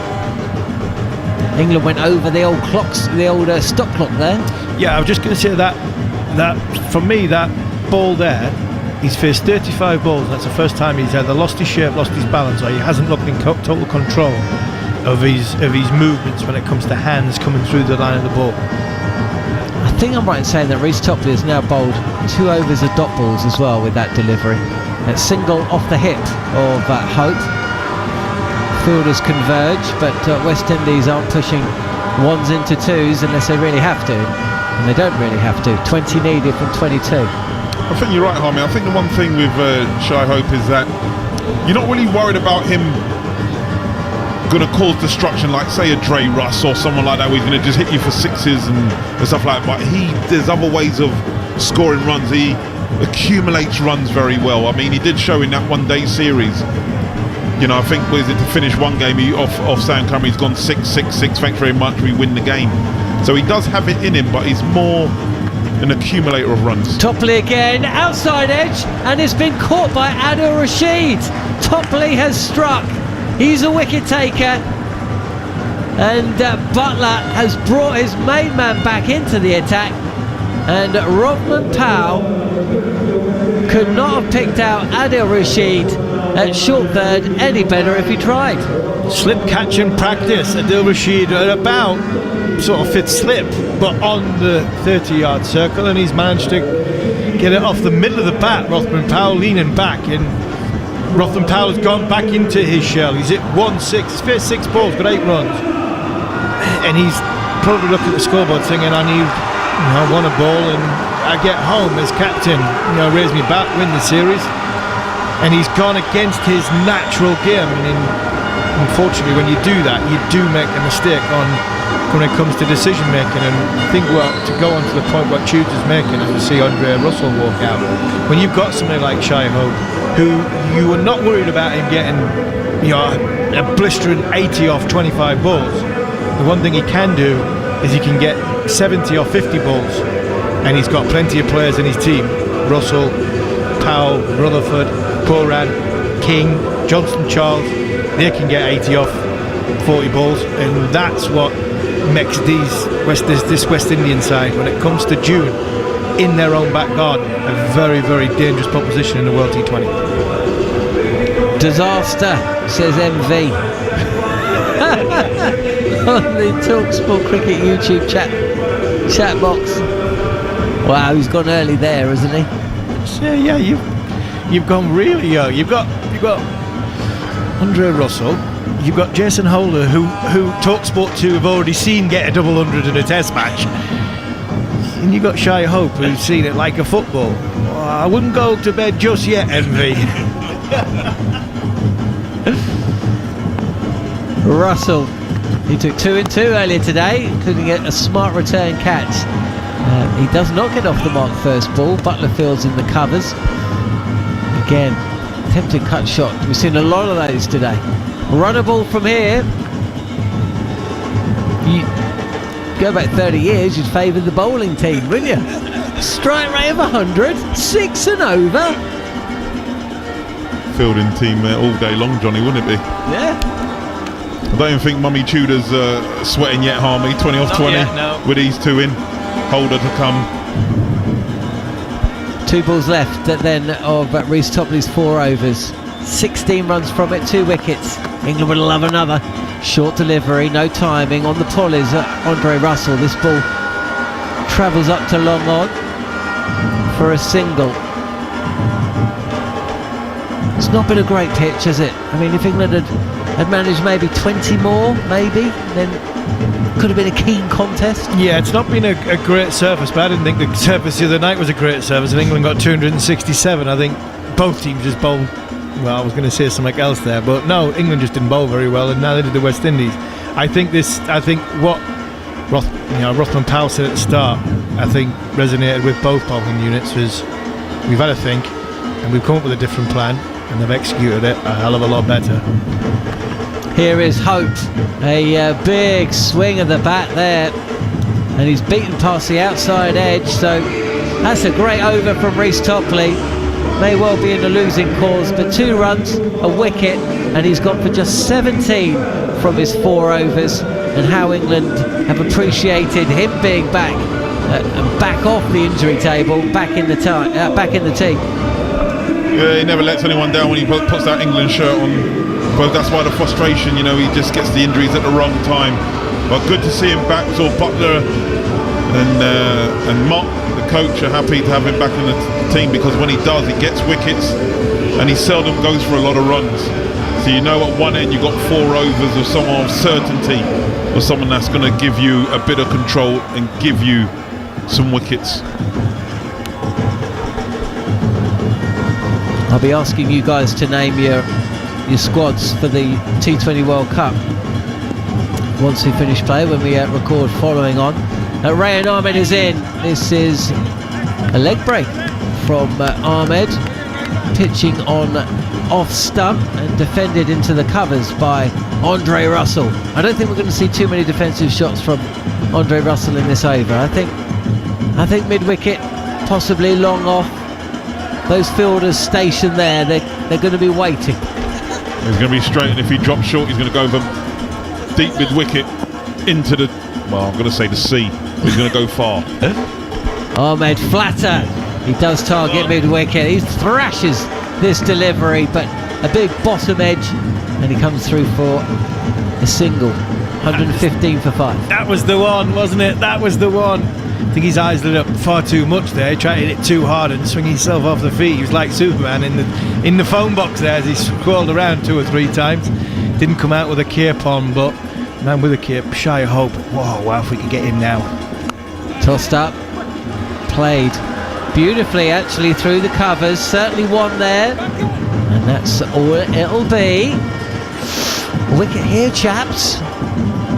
Wicket and a couple of dot balls. You never know. I tell you, these low scores, I tell you, sometimes they're more exciting than those 260 plays 250. Russell winds up, picks up the cut, but Curran's out there on the boundary, straight to the fielder. I was just about to say, John, you're saying a wicket here will make it different. They needed 17 or 15 balls, but I was also thinking 3 balls left in this over. Andre Russell on strike, we might finish the game. He could finish the game in this over. Well, you better get your T20 squads ready then. Hope it is. Again, the cut is by Sexterfield. This will be a boundary. Topley and Rashid inside the circle, and Hope. Well, maybe there was no hope to begin with, and certainly isn't now. 4 runs from the bat, and the Windies are close. Yeah, he's executed that brilliantly, as Harmy says. He stays deep in his crease when facing the spin. And he's gone back and he's back cut it. Just open the blade. He's flown down the fine leg up to third, vacant third. Alan Drayton says greetings from Barbados. you familiar with the Drayton family tunes? So I am, but Insan sure Mohammed says this is getting to be a nerve-wracker. Last ball of rounds over. This is on the pads of Hope. Takes the single. 11 needed from 12 balls, and surely the West Indies fans listening to the action on TalkSport 2 or via the TalkSport Cricket YouTube channel are starting to relax. Yeah, I think so. I think the West Indies fans will be relaxing. And fair play to England. It's been a great effort. You know, England are going to lose this game. But it's been a valiant effort in the field. It really has. Rian Ahmed, his figures don't look. He's got 0 for 36 off 4. But he has bowled well. He's gone for 2 sixes in that 36. Both times, because of the situation of the game, he's had to throw the ball above the eye line, risk a little bit where he's going to go to the boundary with a view that he's trying to buy the wicket and trying to make the false shot. So, fair play for having it to do that. But England have tried to defend this 133 total as well as they possibly can do. But I think what you said 5 minutes earlier there, John, another 20 runs in this game. I wouldn't say it would have been a hell of a lot more interesting because of it getting tighter, because I think the run chase would have been a little bit different from a Shai Hope point of view. It would have gone a little bit earlier, but possibly 30 or 40 more runs, which was probably par for this surface, 170, 175. Then I think England would have been, in the way they've gone, I think there would have been a lot harder chase for the West Indies. Well, the West Indies fans on the chat facility on YouTube are certainly starting to enjoy themselves. We are smelling victory, says Glenmore Thompson. Match over, West Indies 1, says Palmer Chirag. Yeah, they think it's game over. Sam Curran, though, will think otherwise. Full delivery on the pads of Shai Hope, and he can only pick out short cover. No run. 11 needed from 11 balls. Hope 36 from 41. Andre Russell will feel he can win this in 2 hits. But it's not Russell facing, it's Hope. And Sam Curran is in now. He's past the umpire, a full toss on off stump. And Hope looks surprised by that. He's coming forward and then suddenly realises it ain't bouncing. And he pushes it out past Moeen Ali at cover point for a single. That brings Russell back on strike. But the thing about Sam Curran, for all that, we do see little faults in him when he's bowling earlier in the innings, or you cannot disagree that he's a great competitor. Sam Curran will think he can win this game. He will. Sam Curran will believe he can win this game. Somebody, when the situation is in front of him and it's a competitive situation, that's where I think this is where Sam Curran's at his best. I'd pick him, we're going to talk about it in a bit, but I'd pick him as a number 7 and not bowl him until 2 overs. Bowl him 2 overs at the death. If you're going to bowl him 2 overs in a game, because he's been getting belted, these would be the 2 overs I'd bowl him, 18 and 20. Goffey would have believed that England could win from here as well. Curran is in short and ducked by Andre Russell, who looks to the square leg umpire. Nothing given. 10 needed from 9. Yeah, it's good bowling. I agree with Harmy. One thing with the Curran brothers and with Sam is their competitive edge. He's got it in abundance, Sam. I know it hasn't gone entirely right for him in this series with the ball, but he would never shy away from the hard work. As you said, he will believe that he can make a difference. A hell of a bowling display for them to win it from here. 123 for 5 West Indies. Andre Russell 3 not out. 10 needed from 9. Sam Curran's final over in the match, in the series, has gone for just 1 run from 3 deliveries. He's in again. Russell takes on the short delivery, bottom edge into the turf, and that is a fine diving stop to his right by Curran, and it's another dot ball, Steve Harmison. It is, and it's typical Sam Curran. When he bowls in the middle or he bowls at the start, floats it up there, gives the batsman too much width, gives him over pitches sometimes, but at the death he seems to have this plan. You're going to come at me, me and you are going to get into the contest. Let's see who's got the sort of, who sticks their chest out the biggest and holds their nerve the most. And this is, for me, is where Sam Curran is at his best. When there's a contest on, somebody's coming at him properly, sixes and fours, and going to win the game, see what the game's in, the equations at the end. I think this is where Sam Curran is at his best. He's going for a towel, that's what he wants. The ball's soaking wet, he's soaking wet, and I think the towel that Josh Butler's got, I think, is being used that much that I think that's soaking wet as well. It looked like he was signalling for VAR. DRS, yeah. VAR, yeah. VAR's, yeah. Either way, just a few touch of nerves possibly in the West Indies crowd. Still overwhelming favourites, of course. 10 runs needed from 8 deliveries as Sam Curran. He's dried the ball, he's in, it's a full toss, and Russell, he goes big. I don't think he's got enough on it, and he's been taken by Liam Livingstone at wide long on, and Sam Curran has struck, and the West Indies have lost a wicket. Are they buckling? Are they buckling with the end in sight? Oh, what a ball this is from Sam Curran. He's bowled it. It's knee-high full toss. Going against Andre Russell. Andre Russell, it's wide of off. Would it be wide of off stump? Russell's gone and tried to go for the leg side, and he's given himself some room to try and open up the leg side, and he's just clothed it. Absolutely clothed it. Probably trying to hit it a bit too hard. The bat has spun in his hand. And again, don't write Sam Curran off at the end. He might have a struggle at the start, and he might have a struggle in the middle overs. But death overs, he showed and he proved. World T20 in Australia, player of the tournament, largely down to the fact of his death bowling. This is how you utilise the best of Sam Curran. Get him in a contest, and for me, the little fella from Surrey sticks his chest out Darren Gough style, and he comes good. Well. I tell you what, it's going to the final over, unless Curran oversteps and it's bludgeoned away for a couple of boundaries. It's going to the final over, and you can't ask for much more than that. 10 runs are needed from 7. Holder had a first baller in the last match.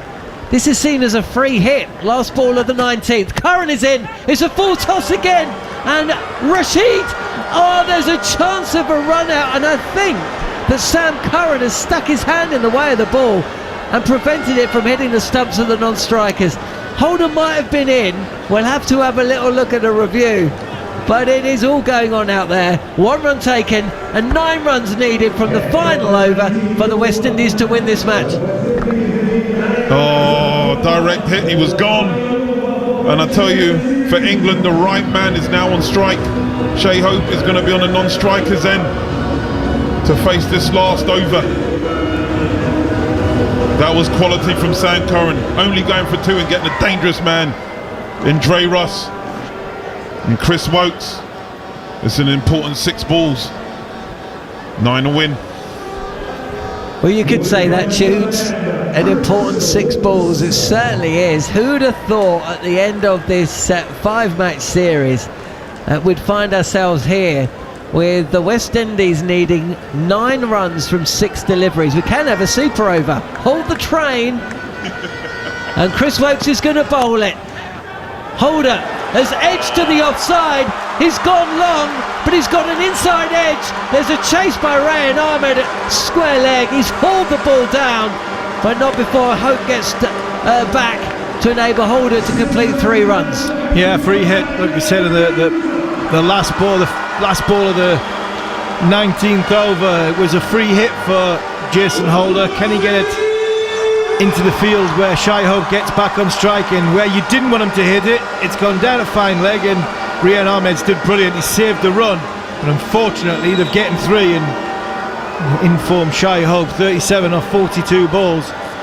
He's got 5 balls to get 6 runs to get his team over the line and to win both series in the white ball format for the West Indies.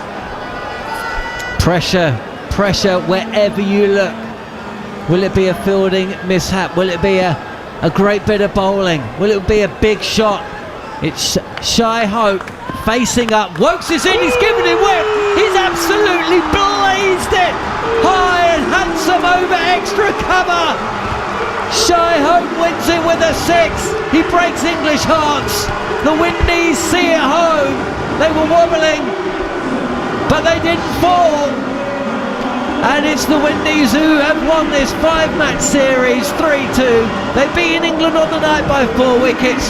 Drama right to the end. A beautiful shot to finish. And it's the West Indies who will be partying tonight. Well, that's an incredible way to finish the game. He had a little bit of whip. It was long from Chris Wokes, wide outside the stump, and he's opened up the blade, got his left leg out of the way and executed beautifully far and over the cover point boundary for a massive 6. And to be fair, John, to win the series, the guy who's been absolutely outstanding in the white ball format for the last 2 years or so, Shy Hope, has been absolutely brilliant. The way how to chase down a low tool, never panicked, 43 from 43. It was a great effort from the England side, never had enough runs, 150, 160, you would have felt would have been a real good game.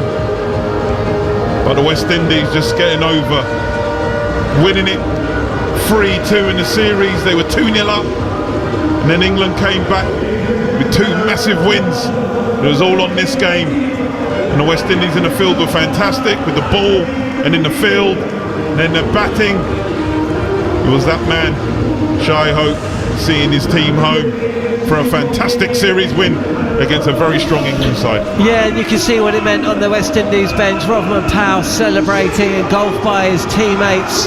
He's led his side really, really well in this series, and the crowd enjoying the action.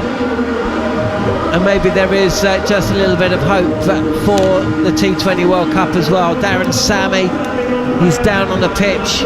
It's all smiles for the Windies. And you know what? England will take a lot from this. It didn't look like they would at the halfway stage. It didn't look like they would at the mid-innings break of that third T20 facing 2-2-3. But they won 2 games and they pushed the West Indies close. And they are closer to knowing what their side is going to be. And they will feel a lot more confident than they have at times during this series. But they have fallen short this evening here on TalkSport 2. Yeah, they have, and I think there's a lot of positives out of this white ball. You know, a trip to the Caribbean, Rian Ahmed, the brilliance of Adil Rashid. You know, Phil Salt has been magnificent. Butler back in the runs in the last couple of games, but when you look at it, England should win the T20 series. They didn't, and fair play to the West Indies, because over the course of the 5 matches, I think the West Indies have played just about the better cricket, just about the smarter cricket. And England, I thought, was a brilliant, a valiant effort in that 19.2 overs to push the West Indies, who I thought would win that in 15 overs. And Shy Hope, he's the difference. He was the difference. We said before he walked out, when Nicholas Pooran walked out, if Pooran of Hope can have a message from a dressing room, get 40 or 40 balls, to go on and win the game for their side. Shy Hope was 18 off 29 balls, finished with 43 off 43 balls. And for me, Shy Hope's the difference in this series, because he's been absolutely magnificent, and that's why they've won this T20 and win the series 3-2. Brilliant stuff, Harmy. We'll be getting more reflection and reaction from Harmy Tudes and also Michelle and Patrick Hewitt very shortly. England bowled out in 19.3 overs, posting 132. West Indies chasing it down in 19.2 overs, with Shy Hope blazing a 6 from Chris Wokes' final over. It's wrapped up a West Indies win. They've won by 4 wickets, and in doing so, they've beaten England 3-2. Short ball, and he's entered, he's out! The 5th and final T20 match, live on TalkSport 2, the new home of cricket.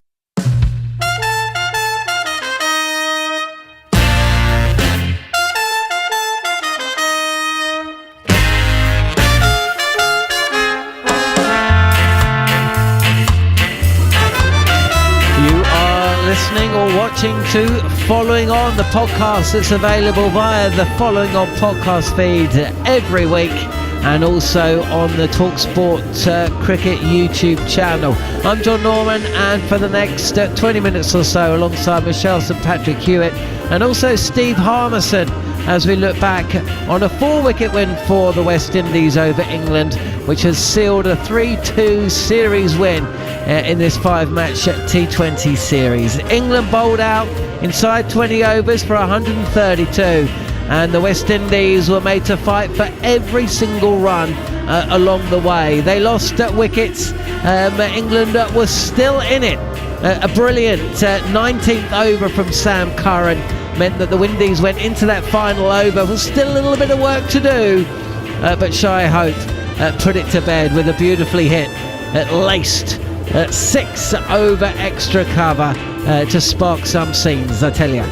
We're going to look back at the match, we're going to look ahead to the World T20, we're going to try and work out some squads. You're listening to TalkSport 2, and this is Following On.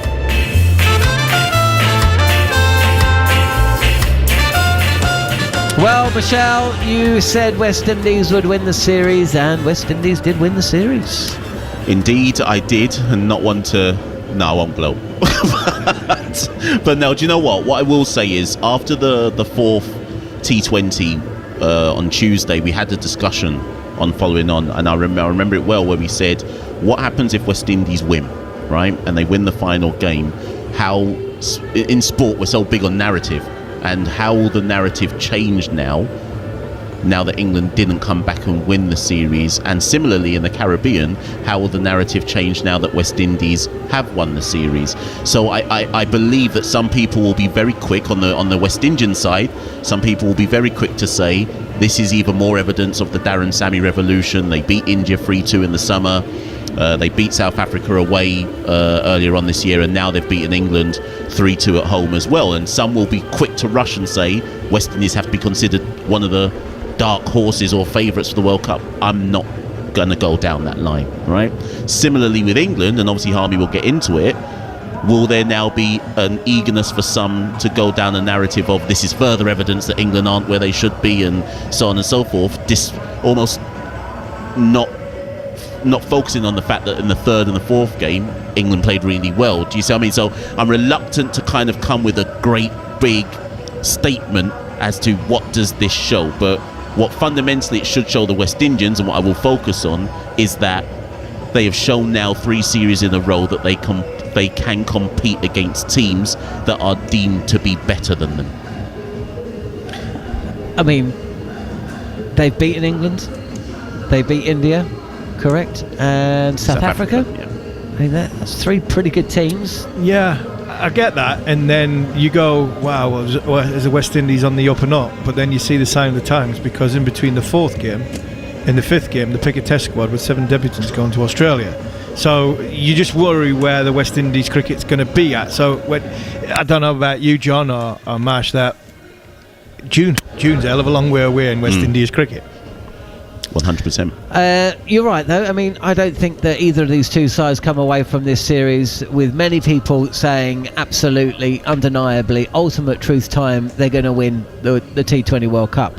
But I think what we can walk away from this saying is that both sides possess players that can win a match. Both players, you'd say, have got 6 or 7 absolutely nailed on starters. Maybe a couple more for West Indies, actually.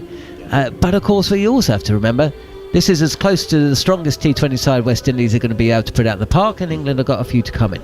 Yeah, I think when you look at it from an England point of view, in the cold light of day, when you analyse what's happened, you go, they've got off to good starts. So we've been looking for that opening batter to replace Jason Roy or Alex Hales. I mean, if you look at the games, the T20 World Cup, victory in Australia, I think we've nailed down that spot in Phil Salt. I think he's done enough to say, right, that's mine.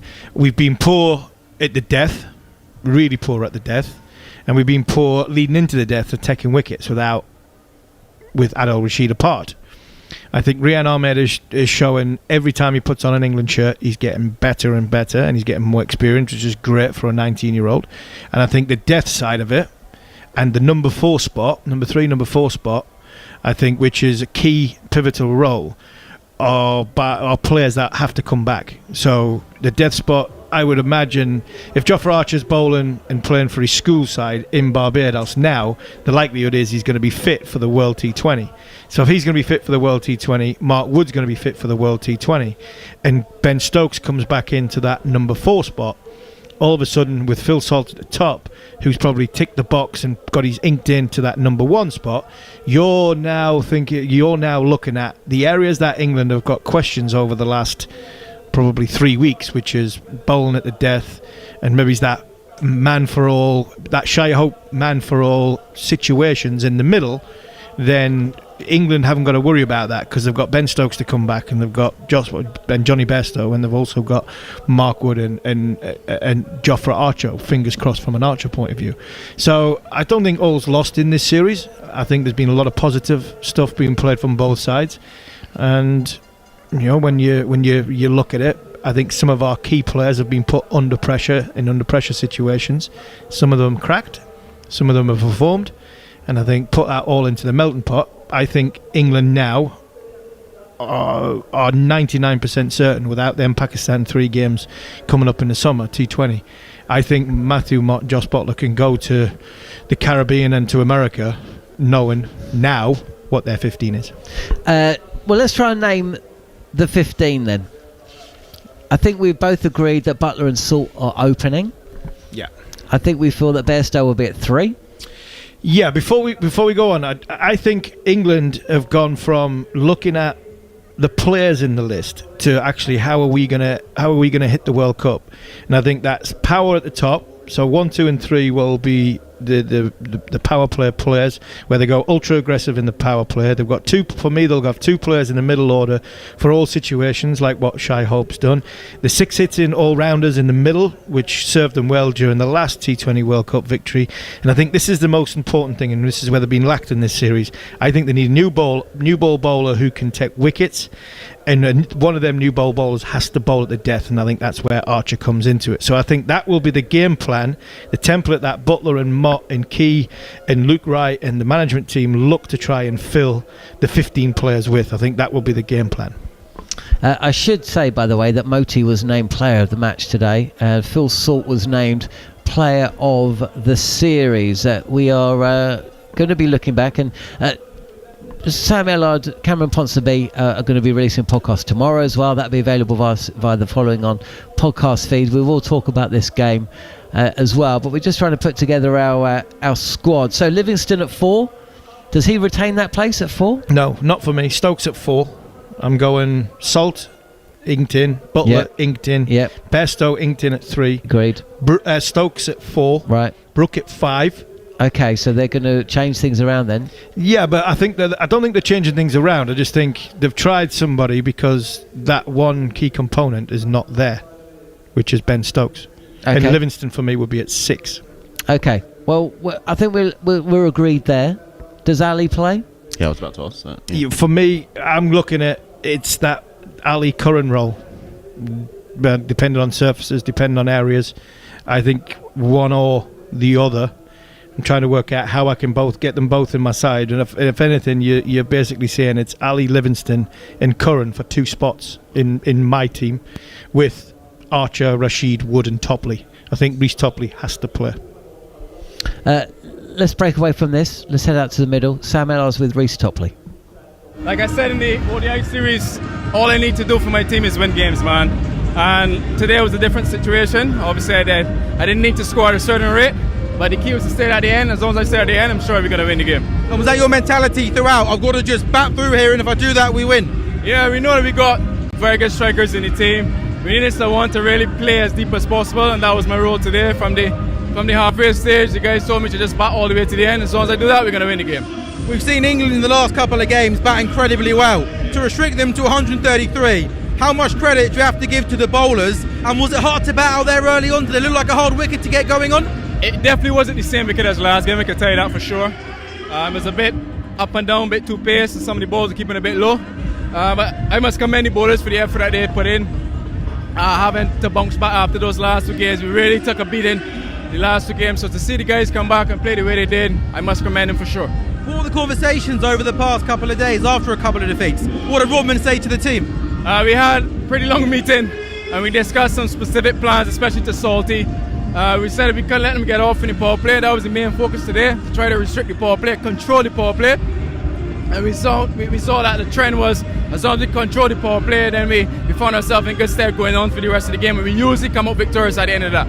You beat England, who are the T20 world champions. There's a T20 World Cup here in 6 months' time. A little smile on your face there. I bet you already can't wait for that. And as we know, West Indies in World Cups, you guys know how you either don't qualify or you win it, really, don't you? That's what you guys do, right? Hey, that's cheeky. But yeah, you're right, man. Anytime a World Cup is here, we're always up for the challenge, you know. It's good to see we're here. We're playing in front of our home crowd this time around. And with the way we're playing our cricket, just a few things we need to work on and shape up on.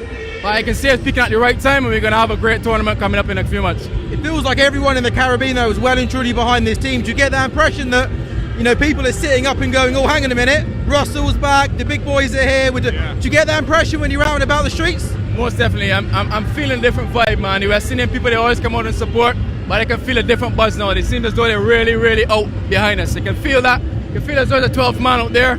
And as long as we keep that same energy coming through, we're going to give them some more performances, and then we're going to win something, hopefully, in the next 6 months. You made a great impression on the English media, by the way, and England fans. We say very good player, very good man, and also very good looking as well. I don't know about the last one, but thanks, man. Thanks, buddy. And also as well, this year's over now, but you've got some exciting things personally coming up as well, don't you? Obviously, you're going to go to the IPL, we've got the World Cup, and then the big one, Yorkshire for a couple of weeks, right? Well, I'm not sure about that last one, but any opportunity that I get now, I'm very thankful. For the last few months, I've been playing well, and it's nice to see that the teams are actually looking at my progress. Happy to thank my supporters so far, people that really pushed me to the point where I am, and just want to keep growing, man. Keep growing. Final question. Now you got a lot of people to go and see. Sum up the last couple of weeks. What does this mean to you and the West Indies? It's a great step in the right direction. Something that we've been talking about a lot, but it's hard to speak, but you want to make the actions speak louder than those same words that we're speaking about. I'm just happy to see the guys growing, man. Really and truly. You can see the fight, you can see the determination, the effort, the focus that we have. The planning is great, the prep is great. We just need to continue executing more and more consistently, and we're going to be a strong team. That was Shai Hope speaking with the cheeky Sam Ellard, and he says that all the journalists are talking about how good looking he is, but actually it wasn't. It was just Sam and Cameron Ponsonby on a podcast about a week ago, basically debating who was the best looking cricketer in both England and the West Indies. I mean, it's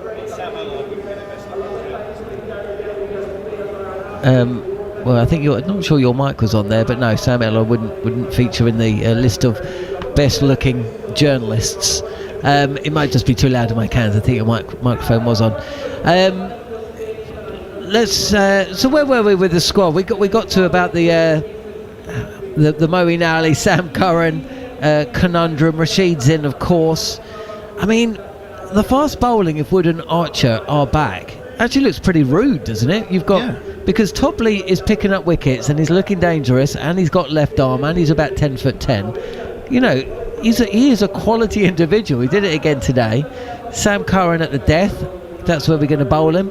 I mean, do you bowl him there when Archer and Topley are in there? Well, you have the option to. Yeah, for me, I'd have Archer, Wood and Topley as my three seamers. I'm picking Sam Curran to bowl 2 death overs and batting at number 7. Then he's fighting with Moeen Ali for a spot. Is Moeen Ali fighting with Liam Livingstone for a spot? I think Liam Livingstone probably inks in at number 6. But when you look at the rest of it, I think Archer bowls that brilliant 2 at the start, 2 at the end, very, very well. Topley 3 at the start. You can get 1 out of him in the middle if you need to, and you have somebody like Mark Wood to come on just as the power play finishes, and then you have a Wood. I would have a Wood and Rashid combination leading into them death overs of sort of 13, 14, 15, 16 of Rashid and Wood, where you're having players trying to take liberties with 92, 93 mile an hour, and one of the best leg spinners in world cricket at this moment in time. So when you look at it like that, it's all easy on paper. The big conundrum is, can you keep Wood fit? More importantly, can you keep Archer fit? And I think another one, even more importantly, can you keep Topley fit to get them to June? Mention about how long away June is for the West Indies, but for them three cricketers especially, that's a long time away. Okay, Matt, what about you in terms of the squad and the team? West Indies as close as they can possibly be right now? I think West Indies still have some issues that they need to resolve. Namely, their opening pair it's not firing like they'd want it to fire. Across this series, I mean, King had an 82, but Carl Mayers hasn't fired. Is Johnson Charles the person to replace Carl Mayers? There's question marks there. I think the middle order from Pooran at 3, so what is it? Pooran, Hope, Powell, Rutherford. That's probably a lock at this stage. Shimron Hetmeyer is going to have to do something extraordinary to work his way back into this side. He may be in the squad, but he's certainly not in the side. Romario Shepherd is in this team when he comes back. But where West Indies, where their biggest question marks come, whereas with England, provided people are fit, you can go right. Jofra Archer, everyone wants Jofra Archer. Mark Wood, Topley, and there's players to come back that make a difference. This, I'm worried about West Indies bowling. I think a lot hinges on, maybe even too much, hinges on Gudakesh Motie and Akil Hussain to control games. And then the other problem West Indies have got is it's a bit samey, right? So you've got Andre Russell, right arm, medium. I know he can be a bit quicker, but medium fast. Jason Holder, right arm, medium fast. Romario Shepherd, right arm, medium fast.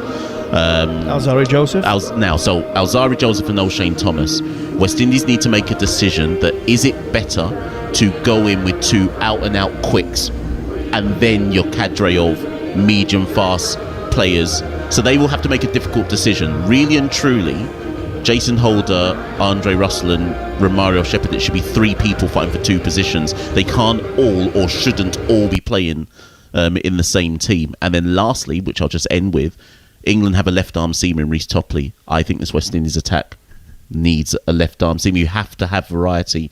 And I think if you come under pressure like England put them under pressure in the 3rd and the 4th T20, if you've got the same thing coming at you, it's very easy for a game to get out of control in that situation. What's Sheldon Cottrell up to? It's going to be Sheldon Cottrell or Obed McCoy, I would imagine, but neither one is in the best form. But as Harmy says, there's 7 months to go, so there's still a long time for things to get better or unravel. It'll be unravelling, won't it? But the West Indies do get up for the big events. I mean, when they play, Sam actually had it right, didn't he?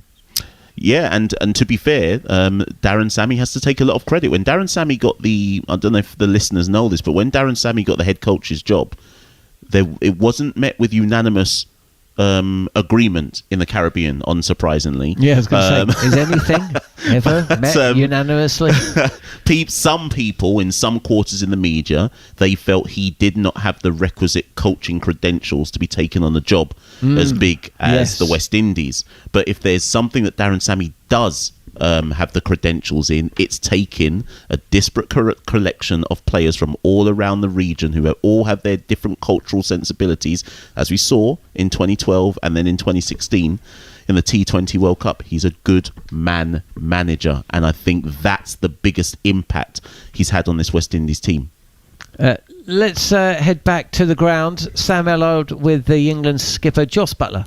I thought it was a great effort with the ball. Obviously the wicket was different to the one the other day, obviously 260 and then only scoring 130 today. I thought, we could have put 160 on the board, would have really challenged the West Indies, but I thought with the ball it was a great effort to take it as far as we did and stay in the game for as long as we could. Why do you think it was quite tricky out there early on for the batsmen? How did you find it early on? I think just a bit slower than the other day. Obviously a used wicket. I think it plays a little bit differently in the daytime as well to under the lights, but just a used wicket, but sometimes that's what you're presented with and you've got to find ways to adapt, and we have to ask ourselves as a team, could we have found a way to score that extra 25 or 30 runs, which would have, I think, been a good score. There's a World Cup here in 6 months' time, so I guess 5 valuable matches for yourself and Matt Mott. What have you learned about your team? Yeah, I think learned lots. Obviously, Phil Salt's had an outstanding series at the top of the order. I think the intent that he plays with is all that we want to be as a team, and obviously the results he's had doing that. To score back-to-back hundreds and be as consistent as he has been brilliant. It's been great to have a look at Rash and Rayan bowling in the same lineup, those kind of things, and I think just gaining valuable time out here. And obviously we wanted to win the series, and it's important that we make sure we take the learnings and get better as a team. We know it's been a long year. We know it's been a tricky couple of months. Maybe this is more of a football phrase than a cricket phrase, Josh, but sometimes players can down tools and sort of almost, throw in the towel if you like. But at 2-0 down, though, how proud are you of this group of lads after a long year to fight, not just execute their skills well, but to fight for the badge? How much does that mean for you as captain, the fight these lads have showed? Yeah, absolutely. I think that's a given in an England shirt, and it's a testament to the group. We've stayed together, we've hung tough. It's been tricky at times, but we had some new guys here as well for this trip. We've brought great energy to the team, and having guys like Freddie Flintoff around us gives a lift to everyone. So to come back from 2-0 down, if we could have won today, would have been a fantastic turnaround, but we showed a lot of strength of character. And overall, as a captain, you think you're going to come out into 2024 a better captain, a better captain, if you like, I guess? Yeah, absolutely. I think that's important. Anytime, you're always learning, I think. I still feel like my best batting is ahead of me in my career, and I feel like I can just get better and better as a captain. So lots to look forward to. But I guess the way you batted in the last couple of games in particular must fill you with a bit of confidence. Yeah, absolutely. I've batted like that for a long time in T20 cricket, so it's nice to remind myself I'm still a good player, but I always want to get better. I want to be a better player, so that's what I'll be looking to do in 2024. Okay, so getting better in 2024. That was Sam Ellar with Josh Butler. Big thanks to Sam, who's been out there for TalkSport for the last 3.5 weeks. It sounds like an easy gig, but he's certainly put in the yards. We're going to wrap up, gents. Very briefly, your overriding thoughts from the series, Mash? West Indies went into this T20 series needing to continue the momentum. And I guess when you have a series victory like this, it's further evidence that the journey that they're on is the right journey, and it means more people buy into what is going on. But let's see. Up next is Australia in a T20 series away. Let's see what goes on there. We haven't got rights to that one. I'm quite pleased about that, actually. Harmy, and your thoughts from a series? England lost both series. Yeah, England they lost haven't both. had a good 2023. They haven't won a great deal. George DeBell's just tweeted, I think the only thing they've won this year is a test match against Ireland and an ODI series against the same nation. But briefly, your thoughts? Yeah, a lot of questions went into this series. I think we've had a lot of answers. Some positive, some negative. I think Matthew Mott, Josh Butler and Rob Key know their 15 going to the Caribbean and America.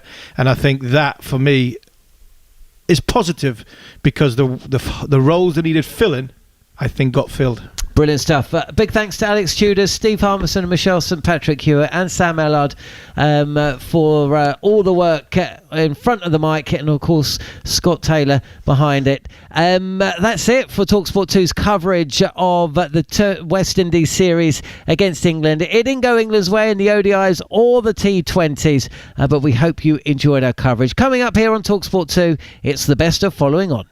On DAB, online and via the TalkSport app. He's gone! The fifth and final T20 match, live on TalkSport